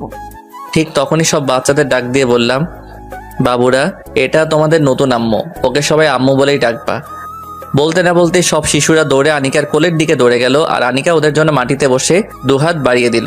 বাচ্চাগুলোকে একদম নিজের সাথে জড়িয়ে ধরে অনেকক্ষণ কাটিয়ে দিল। এই প্রথম আনিকাকে এত খুশি দেখে নিজের মনে এতটাই খুশি লাগছিল যেটা আগে কখনোই আমার লাগেনি। মেয়েটাও বাচ্চাদের সাথে একদম বাচ্চা হয়ে মিশে গেল। বিকেল বেলা ওখানে ভালো খাবারের আয়োজন করা হলো আর সব বাচ্চাদের নতুন পোশাক কিনে দিলাম। আনিকা নিজ হাতে সবাইকে খাইয়ে দিচ্ছে। কত ভালো লাগছে। ঠিক তখনই বাচ্চাদের খাওয়ানোর সময় ওর সামনে বসে পড়লাম আর হা করে বললাম, ওদেরকে খাইয়ে দিবে আর আমাকে কি দিবে না? আনিকা তখনই একদম থ হয়ে গেল। কি গো, দিবে না খাইয়ে? আমারও তো খুব খিদে পাইছে। তোমাকে তো। এই দেখো, এমন করছো কেন গো? দাও না গো, একটু খাইয়ে, খুব খিদা লাগছে তো। বলেই হা করে রইলাম। তারপরে আনিকা আমার মুখের দিকে হাতে খাবার নিয়ে হাত বাড়িয়ে দিল। আমি খেতে যাব, ঠিক তখনই খাবারটা নিচে পড়ে গেল। তখন ওর দিকে তাকাতে দেখলাম অন্যদিকে তাকিয়ে আমাকে খেতে দিচ্ছিল। খুবই খারাপ লাগছিল। একটু খেতে চাইলাম, তাও সেটা নিজ ইচ্ছাতে দিল না। হয়তো আমার জোর করার কারণেই অনিচ্ছা দিতে চেয়েছিল। চুপ করে উঠে গেলাম। আমাকে উঠে যেতে দেখেই আনিকা কেমন জানি হয়ে গেল। আমি ওখান থেকে অন্য একটা কর্নারে গিয়ে দাঁড়িয়ে রইলাম আর ভাবতে লাগলাম, ও কি আমাকে কখনোই বুঝবে না? ঠিক তখনই কেউ আমার হাতে ধরে টান দিল। তাকাতে দেখলাম আনিকা। আনিকাকে দেখে খুব অবাক হয়ে গিয়েছিলাম, কারণ এই প্রথম আনিকা নিজে আমার হাত ধরেছে। আমি অবাক চোখে ওর দিকে তাকিয়ে রইলাম। ঠিক তখনই ও বলল, কি হলো, চলে আসলে কেন? খাবে না? না। সরি, আসলে কখনো কোনো ছেলেকে এইভাবে খাইয়ে দেয়নি তো, তাই নিজের কাছে অনেক সংকোচ বোধ হচ্ছিল। আপনাকে সরি বলতে হবে না। আসলে বুঝতেই পারিনি, সবকিছু সবার কপালে সয় না। আর খারাপ মানুষদের কপালে তো আরো সয় না। ভেবে নিব আমার কপালেও তাই। আনিকাকে হঠাৎই আপনি করে বললাম। সরি, চলো খেতে যাবে। না, যাব না। আর আপনি বাচ্চাগুলোকে নিয়ে খেতে যান, ওরা খাবে এখন। তুমি খাবে না? শুধু বাচ্চাদের কথাই কি ভাববে? আমি না খেলেও সমস্যা নেই, কিন্তু ওরা না খেয়ে থাকলে অনেক সমস্যা। বাচ্চাগুলোকে অনেক ভালোবাসো বুঝি। নিজের থেকেও বেশি। যেদিন আমার জীবন থেকে ইভা নামক মেয়েটা হারিয়ে গেল, সেদিন থেকে ওরা আমার সবকিছু। এই ইভা আবার কে? বাদ দিন, সময় হলেই বলবো। এখন ওদেরকে খেতে দিন। সাথে যে তোমাকেও যেতে হবে। ঠিক তখনই বাচ্চাগুলো আমাকে জড়িয়ে ধরছে আর বলছে, চলো না আব্বু, তুমি আমাদের সাথে খাবে, চলো না। তখন সবার কথাই খেতে গেলাম। তারপরে আনিকা আমার সাথে খুব ভালোভাবে কথা বলতে লাগলো, নিজ হাতে খাইয়ে দিল। খুব খুব বেশি ভালো লাগছিল। সারাদিনে অনেক মজার আনন্দের মাঝে বৈশাখ পালন করে দুজনে বাসায় চলে আসলাম। রাতে একা একা ছাদে বসে তারাদের সাথে উকি মারছিলাম। ঠিক তখনই আনিকা এসে হাজির। আবিদ, জানো আজকে আমি খুব খুশি। আজকের মতো কোনোদিন এত খুশি আমি হইনি। সত্যি তুমি অনেক ভালো। আমি আবার কি করলাম? এই যে এতিম বাচ্চাদের এত ভালোবাসো আর তারাও তোমাকে কত ভালোবাসে। হুম। জানো আবিদ, তোমাকে আমি সেলুট জানাই। কেন? কারণ তোমার ওখানে অনেক ছেলে বাচ্চার পাশাপাশি অনেক মেয়ে বাচ্চাও আছে যাদের কোনো বাবা মা নেই। তো জানো, এই মেয়েগুলো একদিন সমাজের নির্মমতায় একদিন পতিতা হয়ে যাবে। মানে কি উল্টাপাল্টা বলছো এগুলো? আবির, যখন মেয়েগুলো আস্তে আস্তে এইভাবে রাস্তায় বড় হবে তখন তারা হয়ে যাবে রাস্তার মেয়ে। তাদেরকে কেউ বিয়ে করবে না। অভাবের তাড়নায়, খিদের জ্বালায় তারা একদিন এই পতিতা পেশাই বেছে নিবে, আর সমাজে তখন আরো পতিতা বেড়ে যেত। কথাটা বলেই মেয়েটা কান্না করে দিল। বুঝতেই পারলাম না হঠাৎ আনিকা এগুলো কেন বলছে আর কেনই বা এমন কান্না করে দিল। ঠিক কিছুক্ষণ পরই মাথায় আসতে লাগলো ও তো মিথ্যা বলেনি। মেয়েগুলো যখন একটু বড় হয়ে যেত, রাস্তায় থাকার কারণে মানুষরূপী অনেক শেয়াল কুকুরের থাবার নিচে নিজেদের বলি দিতে হতো, আর একটা সময় ঠিকই খারাপ পথে বেছে নিত। কথাগুলো যদিও আগে কখনোই ভাবিনি, কিন্তু আনিকার এমন আচরণ দেখেই মনের ভিতর ভাবনার সঞ্চার হতে লাগলো। আবির, তুমি না ওদেরকে কখনো খারাপ হতে দিও না। খারাপ পথটা অনেক কষ্টের। একবার খারাপ হয়ে গেলে নিজেকে আর ভালো করা যায় না। এই তুমি এগুলো কি বলছো? পতিতা শব্দটাতে মাত্র 3টা অক্ষর, কিন্তু এর ভয়াবহতা যে কতটা খারাপ সেটা আমার মতো পতিতারাই জানে। ওই কি বললি তুই? তোকে বলছি না কখনোই নিজেকে পতিতা বলবি না। সবকিছু ভুলে যেতে, ভুলে গিয়ে সুন্দরভাবে জীবনযাপন করতে। আর একবার যদি নিজেকে পতিতা বলিস তাহলে রেগে ওকে মারতেই চোখ দিয়ে পানি বের হতে লাগলো। মেরে ফেলবে, তাই তো? এই তুই এগুলো কি বলছিস? তোকে আমি মেরে ফেলবো? না রে, তোকে কখনোই মারবো না রে। নিজে মরে গেলেও তোকে মরতে দিব না বলেই কান্না করতে লাগলাম। আর তখনই নিজের সমস্ত শক্তি দিয়ে আনিকাকে জড়িয়ে ধরলাম। আমিও কাঁদছি, আনিকাও কাঁদছে। আর সেই কাদার মাঝখান থেকে আমার মুখ দিয়ে একটা কথাও বের হচ্ছিল, ভালোবাসি রে তোকে, খুব ভালোবাসি। কেন বুঝিস না তুই? তোকে যে অনেক বেশি ভালোবাসি। সব সময় এই বুকে আগলে রাখবো তোকে। খুব ভালোবাসি, খুব বেশি ভালোবাসি। আনিকাকে জড়িয়ে ধরেই আকাশের দিকে তাকিয়ে চোখের নোনা জল ফেলছিলাম আর কথাগুলো বলছিলাম। ঠিক তখনই আনিকা বলে উঠল, তুমি আমাকে যতই ভালোবাসো না কেন, আমি তোমাকে ভালোবাসতে পারবো না। তোমার জীবনে আমি নিজেকে চিরদিনের জন্য জড়াতে পারবো না। কথাটা বলে আনিকা নিজেকে ছাড়িয়ে নিল। তখন ঝাপসা চোখে ওর দিকে তাকালাম। খুব বেশি অবাক হয়ে গেলাম ওর কথা শুনে, কিন্তু কিছুই বলতে পারছি না। আনিকাও আমার দিকে কেমন করে তাকিয়ে আছে। চাঁদের আলোতে শুধু ওর চোখ দুটি চকচক করছে। আনিকাকে ঠিক তখনই বললাম, কেন আনিকা, আমি কি তোমার যোগ্য না? নাকি আমি খারাপ বলে সেই যোগ্যতা হারিয়ে ফেলছি? বিশ্বাস করো আনিকা, আমি একদম ভালো হয়ে যাব। কখনোই অন্যায় কাজ করব না। দেখো আবিদ, তুমি অনেক ভালো ছেলে, সেটা আমি জানি, কিন্তু আমি তোমাকে আমার জীবনে মেনে নিতে পারবো না। ঠিক তখনই বুকটা কষ্টে ফেটে যাচ্ছিল। কেন আনিকা এই কথা বলছে? আমি কি তার যোগ্য না, নাকি অন্য কোনো কারণ আছে? আচ্ছা আনিকা, আমাকে কি তোমার মেনে নিতে কোনো কারণ আছে, নাকি তোমার লাইফে কেউ আছে? আছে। কথাটা শুনে বুকটা ফেটে গেল। বুকের গহীনে ঝড় শুরু হয়ে গেল। ভাবতেই অবাক লাগে এই পৃথিবীতে আমি কত অসহায়।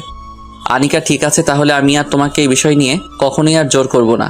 আসলে আমি বুঝতেই পারিনি আমার কপালটা এত পোড়া। দেখোই না, একটা মেয়েকে ভালোবেসে যখন সব মেয়েকে ঘৃণা করতাম, ঠিক তখনই আবার তোমাকে ভালোবেসে ফেলি। কিন্তু বুঝতেই পারিনি আমার ভালোবাসা সার্থক না। জানো আনিকা, ছোটবেলায় খুব দুষ্ট ছিলাম আমি। বাবা মা থাকতে তাদের কাছে যা চাইতাম তারা যেভাবেই হোক সেটাই আমাকে এনে দিত, আর না দেয়া পর্যন্ত অনেক জেদ ধরতাম। বয়স যখন মাত্র 12 বছর, ঠিক তখনই একদিন একটা অ্যাক্সিডেন্টে বাবা মা মারা যায় আর হারিয়ে যায় বাবা মা নামক ছায়াটা। সেদিন অনেক কান্না করেছিলাম। এরপর থেকে কেউ কখনোই আমার চাওয়া কোনো জিনিস আমাকে এনে দেয়নি। এরপর আমার চাচাও আমার সকল সম্পত্তি আত্মসাৎ করে ফেলে, রাস্তায় বের করে দিল আমাকে। হয়ে গেলাম রাস্তার ছেলে। আস্তে আস্তে বড় হতে লাগলাম। কাজ করে পড়াশোনা করতাম, সারা রাত কাজ করে দিনে স্কুলে যেতাম। আস্তে আস্তে যখন ভার্সিটি লাইফে চলে গেলাম, তখন ইভা নামের একটা মেয়েকে অনেক পছন্দ হয়, আর মেয়েটা অনেক বেশি সুন্দর ছিল। আস্তে আস্তে ফ্রেন্ডশিপ আর তারপর রিলেশন। হঠাৎই একদিন দেখলাম ও আরেকটা ছেলের সাথে ঘুরছে, আর আমি জিজ্ঞেস করার কারণে ও বলেছিল আমার মতো গরিব অযোগ্য ছেলের সাথে নাকি ওর মানায় না, টাকাই ওর কাছে সব। সেদিন ও আমাকে অনেক অপমান করে, নিজে অনেক সুন্দর বলে অনেক অহংকার করেছিল। সেদিন নিজেকে কোনোভাবেই ঠিক রাখতে পারিনি। টাকা কিভাবে আয় করতে পারি সেটাই ভাবা শুরু করলাম।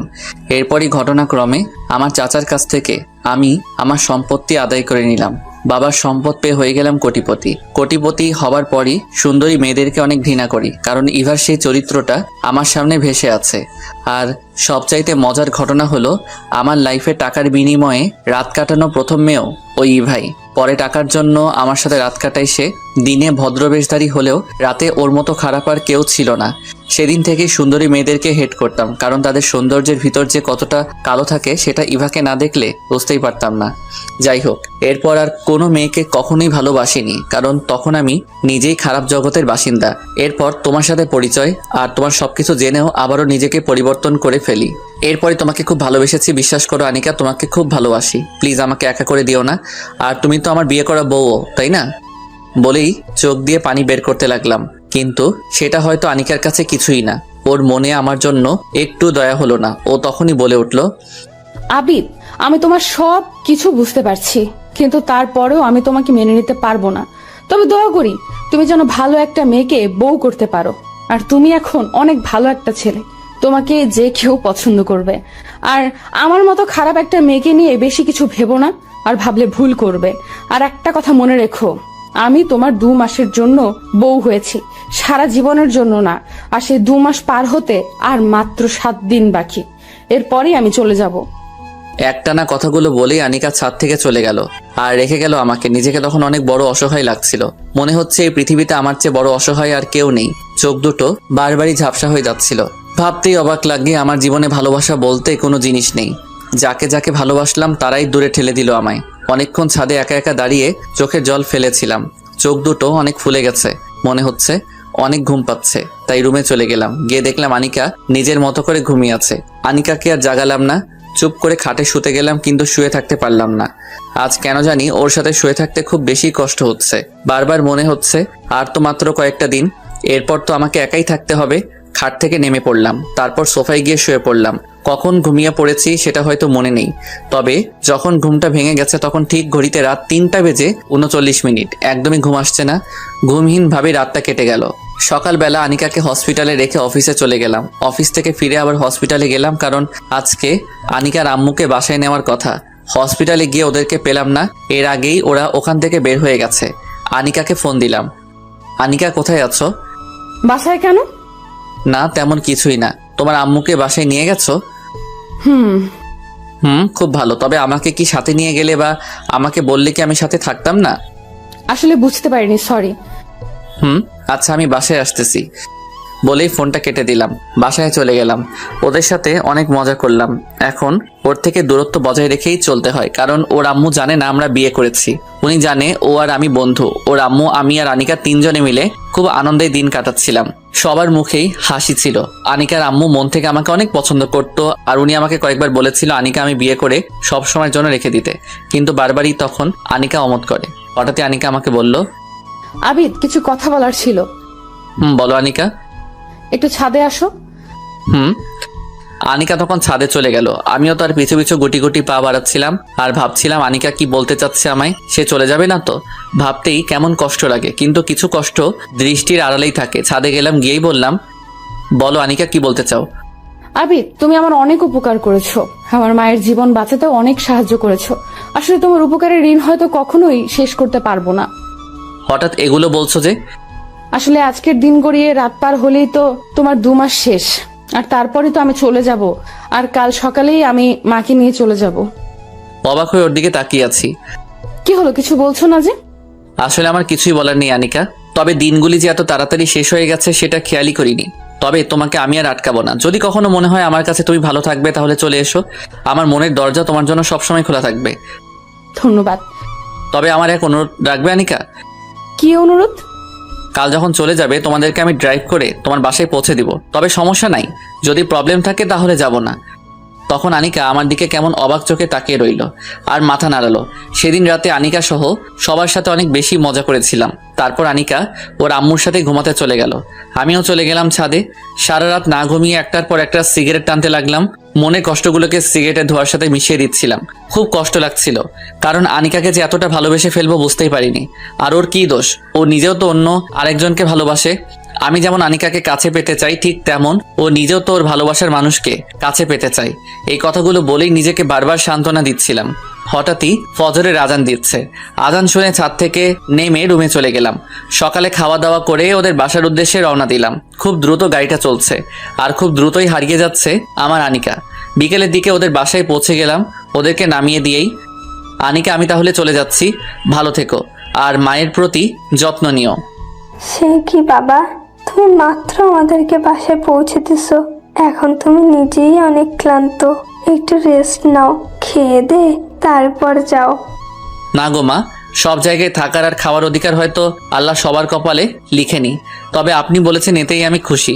আনিকা, আমি চলে যাচ্ছি, ভালো থেকো। একটু থেকে গেলে কি হয় না?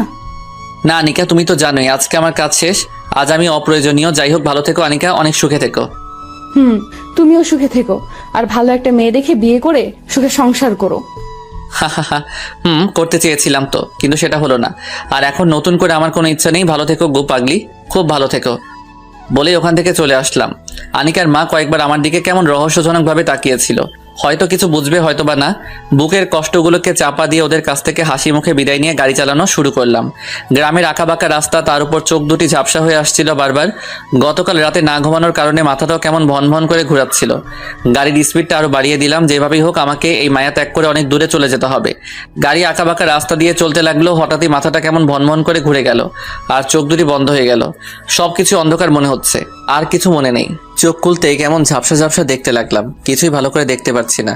চোখটা আস্তে আস্তে ঘোরাতে ঘোরাতে দেখলাম আমি কোনো হসপিটালে আছি, কিন্তু আমি এখানে কেন, আর কেনই বা? ভালো করে স্পষ্টভাবে কিছুই দেখতে পাচ্ছি না। ঠিক তখনই আপন কোনো মানুষের কান্নার আওয়াজ, আর তার সাথে শুনতে পেলাম, আবিদ, তোমার জ্ঞান ফিরেছে? আবিদ, তোমার কেমন লাগছে? আর সেদিন কি হইছে? মানুষটার দিকে তাকালাম, কিন্তু চোখে ঝাপসা দেখার কারণে চেহারা বুঝতে পারছি না, তবে কণ্ঠ শুনে বোঝা যায় এটা আনিকা, কিন্তু আমি ভালোভাবে দেখতে পারছি না কেন। ঠিক তখনই চিৎকার দিয়ে উঠলাম, আর আমার মুখ থেকে আপনা আপনি বের হয়ে গেল, আমি ভালো করে দেখতে পারছি না কেন, সবকিছু এমন ঝাপসা লাগছে কেন।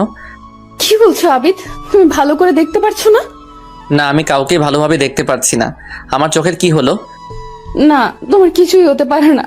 Doctor, doctor. ঠিক তখনই ডাক্তার এসে হাজির। কি হয়েছে? আর রোগীর জ্ঞান কখন ফিরেছে? একটু আগেই ফিরছে। ডাক্তার, আবিদ ভালো করে কিছু দেখতে পারছে না কেন? ওর চোখের কি হয়েছে? আসলে, আচ্ছা, আপনি আমার সাথে আমার চেম্বারে আসুন। ডাক্তার সাহেব, সমস্যা নাই, আপনি এখানেই বলুন, আমিও শুনতে চাই। আসলে আবিদ সাহেব, অ্যাক্সিডেন্টের সময় আপনার মাথায় অনেকটাই আঘাত পড়ে, কিন্তু তার চাইতে বেশি আঘাত পড়ে আপনার দুই চোখে। চোখ দিয়ে রক্ত বের হয়ে গেছিল, আর আপনার চোখে প্রচণ্ড আঘাত পড়ার কারণে চোখের রেটিনা, কর্নিয়ার মারাত্মক ক্ষতি হয়ে গেছে, যার কারণে আপনি ঠিকমতো ভালোভাবে দেখতে পারছেন না। না, এ হতে পারে না। ডাক্তার, আপনি বলে দেন ওর চোখে আবার আগের মতো ঠিক হয়ে যাবে। দেখুন, আমি তো ভেবেছিলাম ও আর চোখেই দেখতে পাবে না, কারণ চোখের যে ক্ষতি হয়েছে তাতে যে উনি এখনো দেখতে পাবে সেটা আমি নিজেও ভাবতে পারিনি। তবে হ্যাঁ, যদি চোখ পাল্টানো যায় তখন হয়তো উনি চোখে পুরোপুরি দেখতে পারবেন, তাও শিওর না। আনিকা উচ্চস্বরে কান্না করতে লাগলো। আর একটা কথা, ওনাকে কিছু চোখের ড্রপ আর ঔষধ লিখে দিচ্ছি, এগুলো রেগুলার ঠিক মতো ব্যবহার করলে হয়তো বা চোখের আলো ফিরে আসতে পারে। আর চোখের ট্রিটমেন্ট ঠিক মতো চালাবেন। আর ওনার সাথে সবসময় একজন মানুষ থাকতে হবে, এতে ওনার জীবন নাশের ঝুঁকি কমে যাবে। বলেই ডাক্তার চলে গেল। ঠিক তখন আনিকা অনেক জোরে জোরে কান্না করতে লাগলো, আর বলতে লাগলো, সব দোষ আমার জন্যই তোমার এই অবস্থা হয়েছে। সেদিন আমার কারণে তুমি রাতে উল্টাপাল্টা জিনিস খেয়ে টেনশন করে গাড়ি ড্রাইভ করে নিজের এত বড় ক্ষতি করলে। কেন এমনটা করলে? দেখো আনিকা, যা হবার হয়ে গেছে। আসলে তোমার কোনো দোষ নেই, সব দোষ আমার কপালের। এটা নিয়ে মন খারাপ করো না, বাসায় যাও, গিয়ে রেস্ট নাও। বাসায় যাব? বাসায় গিয়ে তোমার আম্মুর সাথে সময় কাটাও, এতে ওনার অনেক ভালো লাগবে। না, আমি তোমাকে ছেড়ে যাব না, আর মা অনেক ভালো আছে। খুব ভালো, তবে আমার কাছে তোমার থাকার দরকার নেই, আমি একাই ভালো থাকবো। একা থাকবে মানে? ডাক্তার কি বলছে শুনছো? তবে আমার পাশে তোমার থাকার দরকার নেই, বেঁচে তো আছি, মরে তো আর যাইনি। প্লিজ আবিদ, এভাবে বলো না, কষ্ট লাগে। কষ্ট লাগবে কেন? আমি তোমার কে যে তোমার কষ্ট লাগবে? আবিদ, তুমি আমার স্বামী, আর তোমার সব কষ্টের জন্য আমার তো কষ্ট লাগবেই। এ আনিকা, কি বললে এটা? স্বামী? আমি কারো স্বামী টামি না। আর হ্যাঁ, আমার কাছে না এসে তোমার ভালোবাসার মানুষের সাথে সুখে সংসার করো। প্লিজ আবিদ, এভাবে বলো না। আসলে তুমি জানো আমার মতো একটা খারাপ মেয়ের সাথে লাইফে না জড়াও, সেই জন্য সেদিন মিথ্যা কথা বলেছিলাম। খুব ভালো করেছো, এখন তুমি আসতে পারো। প্লিজ আবিদ, এমন করো না। আর আমার কি বা করার ছিল? একটা মেয়ের অনেক কষ্টে সঞ্চিত সম্পদ হলো তার ইজ্জত, যেটা প্রত্যেকটা মেয়ে অনেক কষ্টে আগলে রাখে, আর তার স্বামীর হাতে সেটা তুলে দেয়। আর আমার কাছে কি বা ছিল যেটা তোমাকে দিব? আমি তো তোমার হক অক্ষত অবস্থায় রাখতে পারিনি।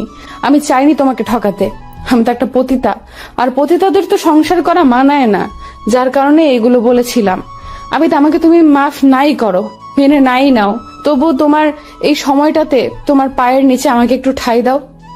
বলেই মেয়েটা অনেক কান্না করতে করতে পায়ে পড়ে গেল আর অনেক ফোপাতে ফোপাতে কান্না করতে লাগলো। পুরো শরীরটা প্রচন্ড ব্যথা করছে, শোয়া থেকে তখনও উঠতে পারিনি। আর আনিকার এমন কীর্তি দেখে আমার ঝাপসা চোখগুলো আরো বেশি ঝাপসা হয়ে গেল। চাইলেই আনিকাকে আজ অনেক কিছু বলতে পারতাম, কারণ তার একটা মিথ্যা কথার জন্যই আমার আজ এই অবস্থা। সেদিন রাতে এত ড্রিঙ্ক না করলে হয়তো আজ এমন হতো না, কিন্তু আনিকাকে কিছুই বলতে পারলাম না, কারণ ভালোবাসার টান যে এতটা ভয়াবহ যেটা সত্যিকারের প্রেমিক ছাড়া আর কেউ অনুভব করতে পারে না। আনিকা, পা ছেড়ে দাও, আসলে কি বলবো বুঝতেই পারছি না। সেদিন তুমি তোমার অবস্থানের কথা চিন্তা করে আমার কাছ থেকে দূরে সরে গিয়েছিলে। আজ যদি আমি আমার এই করুণ অবস্থার কথা চিন্তা করে তোমাকে আমার জীবনে আর নাই জড়াই। কথাটা বলতে আনিকা চিৎকার দিয়ে কেঁদে উঠল। প্লিজ আবিদ, এমনটা করো না। দরকার পড়লে তোমার যত প্রকার শাস্তি আছে সব আমাকে দাও, তারপরও এমন করো না। আর তুমি হয়তো জানো না, তোমার বুকে মাথা না রাখলে এখন আর ঘুমই আসে না, খুব কষ্ট হয়, বুক সেটে কান্না আসে, অসহ্য মরণ যন্ত্রণা লাগে। এইগুলোর একটাই কারণ, আমিও যে তোমায় ভালোবাসি, কিন্তু নিজে একটা পতিতা বলে সেগুলো প্রকাশ করতে কখনোই সাহস পাইনি। প্লিজ আমাকে ফিরিয়ে দিও না। আমাকে না হয় তোমার ওই দিনগুলোতে তোমার পাশে থাকার সুযোগ দাও। তুমি সুস্থ হলে না হয় আমাকে তাড়িয়ে দিও। প্লিজ আমাকে এখন তোমার পাশে থাকতে দাও।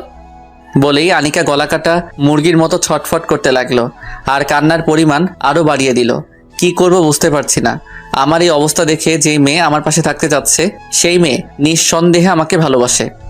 আচ্ছা আনিকা, আমার শরীর ভালো হলে তুমি চলে যাবে তো? একটু নীরবতা পালন করে বলে উঠল। তুমি যদি চাও তুমি সুস্থ হলে আমি চলে যাই, তাহলে তাই হবে। একেবারে থাপ্পড় দিয়ে দাঁত ফেলে দিব। তাহলে আসারই দরকার নেই। যদি সারা জীবনের জন্য আমার কাছে আসতে পারো তাহলে এসো, আর যদি না পারো ক্ষণিক সময়ের জন্য আসার দরকার নেই। আমি রাজি, কখনোই তোমাকে ছেড়ে যাব না। জীবন থাকতে তোমাকে একা করব না। আর আমাকে অনেক ভালোবাসতে হবে কিন্তু। নিজের চাইতেও বেশি ভালোবাসবো তোমায়। একটা কথা বলবো? তোমার শরীরে খুব ব্যথা করছে তাই না? যদি অনুমতি দাও তাহলে তার অর্ধেক ভাগ আমি নিব। কিভাবে? আগে অনুমতি দাও। দিলাম। এরপর কি হলো বুঝতেই পারলাম না, কারণ কিছু বুঝে ওঠার আগেই আনিকা আমার মাথার পাশে এসে বসলো আর আমার মাথার পাশে বসেই ওর ঠোঁট আর আমার ঠোঁট এক করে নিল। এই প্রথম আনিকা নিজ ইচ্ছায় আমার সাথে এমন করায় খুব অবাক হয়ে গেলাম। একটু পর ও নিজেকে ছাড়িয়ে বলল, এখন কি কিছুটা কমেছে? কমেনি, উল্টো বেড়ে গেছে। কি? মনের ভিতর খা খা শুরু হয়ে গেছে। কেন? যদি আরো কয়েকটা পাওয়া যেত তাহলে খুব ভালো হতো। যাও দুষ্টু কোথাকার। দাও না প্লিজ। তারপর আর কি, আনিকাকে নিয়ে চলে গেলাম ভালোবাসার রাজ্যে। শরীরে ব্যথা অসুস্থতা যে কোথায় হারিয়ে গেল সেটা অজানাই রয়ে গেল। অনেকক্ষণ পর আনিকা আবারও নিজেকে ছুটিয়ে নিল। ঠিক তখনই আনিকা বলে উঠল, আবিদ, তুমি সবসময় তোমার ওই বুকে আমাকে আগলে রাখবে তো? কখনো আমাকে ছেড়ে যাবে না তো? এই সেম প্রশ্নগুলো তো আমারও। আমি তোমাকে কখনোই ছেড়ে যাব না। একমাত্র মৃত্যু ছাড়া আমাকে তোমার কাছ থেকে কেউ আলাদা করতে পারবে না। আমারও সেম কথা। তখন আনিকা আবারও আমার কপালে একটা চুমু দিল। একটু পর ডাক্তার এসে আমাকে ঘুমের ইঞ্জেকশন দিয়ে ঘুম পাড়িয়ে চলে গেল। আমার আর কিছুই মনে নেই। হঠাৎ ঘুমটা ভেঙে গেল। চারিদিকে একদম নিশ্চুপ। হাতটা উঠাতে যাব কিন্তু পারলাম না। ঝাপসা ঝাপসা চোখে ঝাপসা ভাবে দেখতে পেলাম আনিকা আমার হাতটাকে তার মুখের উপর রেখে আমার বেডের নিচে শুয়ে আছে। ওকে মাত্র একটা ডাক দিতে ও সজাগ হয়ে গেল। আনিকা। কি? তুমি ঘুম থেকে কেন উঠছো? আর তোমার কি কিছু লাগবে? না, কিন্তু দেখো তো এখন কয়টা বাজে? রাত 3টা। কি, তুমি এত রাতে এখানে কেন? বাসায় যাওনি? বাসা? কোথায় আমার বাসা? আমার বাসা তো তুমি যেখানে থাকবে সেখানে আমিও থাকবো। তখন বেড থেকে উঠতে চাইলাম কিন্তু উঠতে পারছি না। কেন? পা দুটো যেন শক্ত কোনো কিছুর সাথে বেঁধে রাখা হয়েছে। গতকাল কি এমন ছিল না? তাহলে আজ কেমন লাগছে কেন? আনিকা দেখো তো আমার পা কিসের সাথে বাঁধা? কোপানোর আওয়াজ। এই তোমাকে জিজ্ঞাসা করছে আমার পা কোথায় বাঁধা। পা দুটো একদমই নাড়াতে পারছি না, কিন্তু তুমি কান্না করছো কেন? পা দুটো এখন নাড়ানোর দরকার নেই। কেন? আসলে বলে আবারও কান্না শুরু করে দিল। আরে কান্না করছো কেন বলবে তো? আমার পায়ের কি হয়েছে? অ্যাক্সিডেন্টে তোমার দুটো পাই ভেঙে গেছে আর এখন ব্যান্ডেজ করা আছে, তাই পা নড়াতে পারছো না। কথাটা শুনে কিছুক্ষণের জন্য নিস্তব্ধ হয়ে গেলাম। গতকালও মনে করেছিলাম হয়তো শরীর ব্যথার কারণে পা নাড়াতে পারছি না, আর আজ আমি এটা কি শুনছি? আমার পা ভেঙে গেছে? পোড়া কপাল আমার। ছোটবেলায় মা বাবাকে হারিয়ে এতিম হয়ে বহু কষ্টে জীবনযাপন করলাম। বড় হয়ে হলাম একটা বাজে ছেলে। যখনই ভালো হতে চাইলাম ঠিক সেই মুহূর্তে কত ঝড় ছুটে আসলো আমার জীবনে। চোখের সাথে যে পায়েরও এমন অবস্থা হবে ভাবতেই পারিনি। ওপরের দিকে তাকিয়ে বললাম, আল্লাহ তুমি পারোই বটে, তবে আমার আজ কোনো কষ্ট নেই। সবকিছুর বিনিময়ে তুমি আমার পাগলিটাকে আমার বুকে ফিরিয়ে দিছো, এটাই আমার কাছে অনেক। আবিদ, তুমি কান্না করো না, দেখবে আস্তে আস্তে সব ঠিক হয়ে যাবে। হয়তোবা, কিন্তু আনিকা আমার মনে হয় তোমার চলে যাওয়াই ভালো। আমার মতো একটা অচল আমার মুখে হাত দিয়ে কথা বলতে দিব না। দেখো আবিদ, উল্টাপাল্টা কথা বলবে না।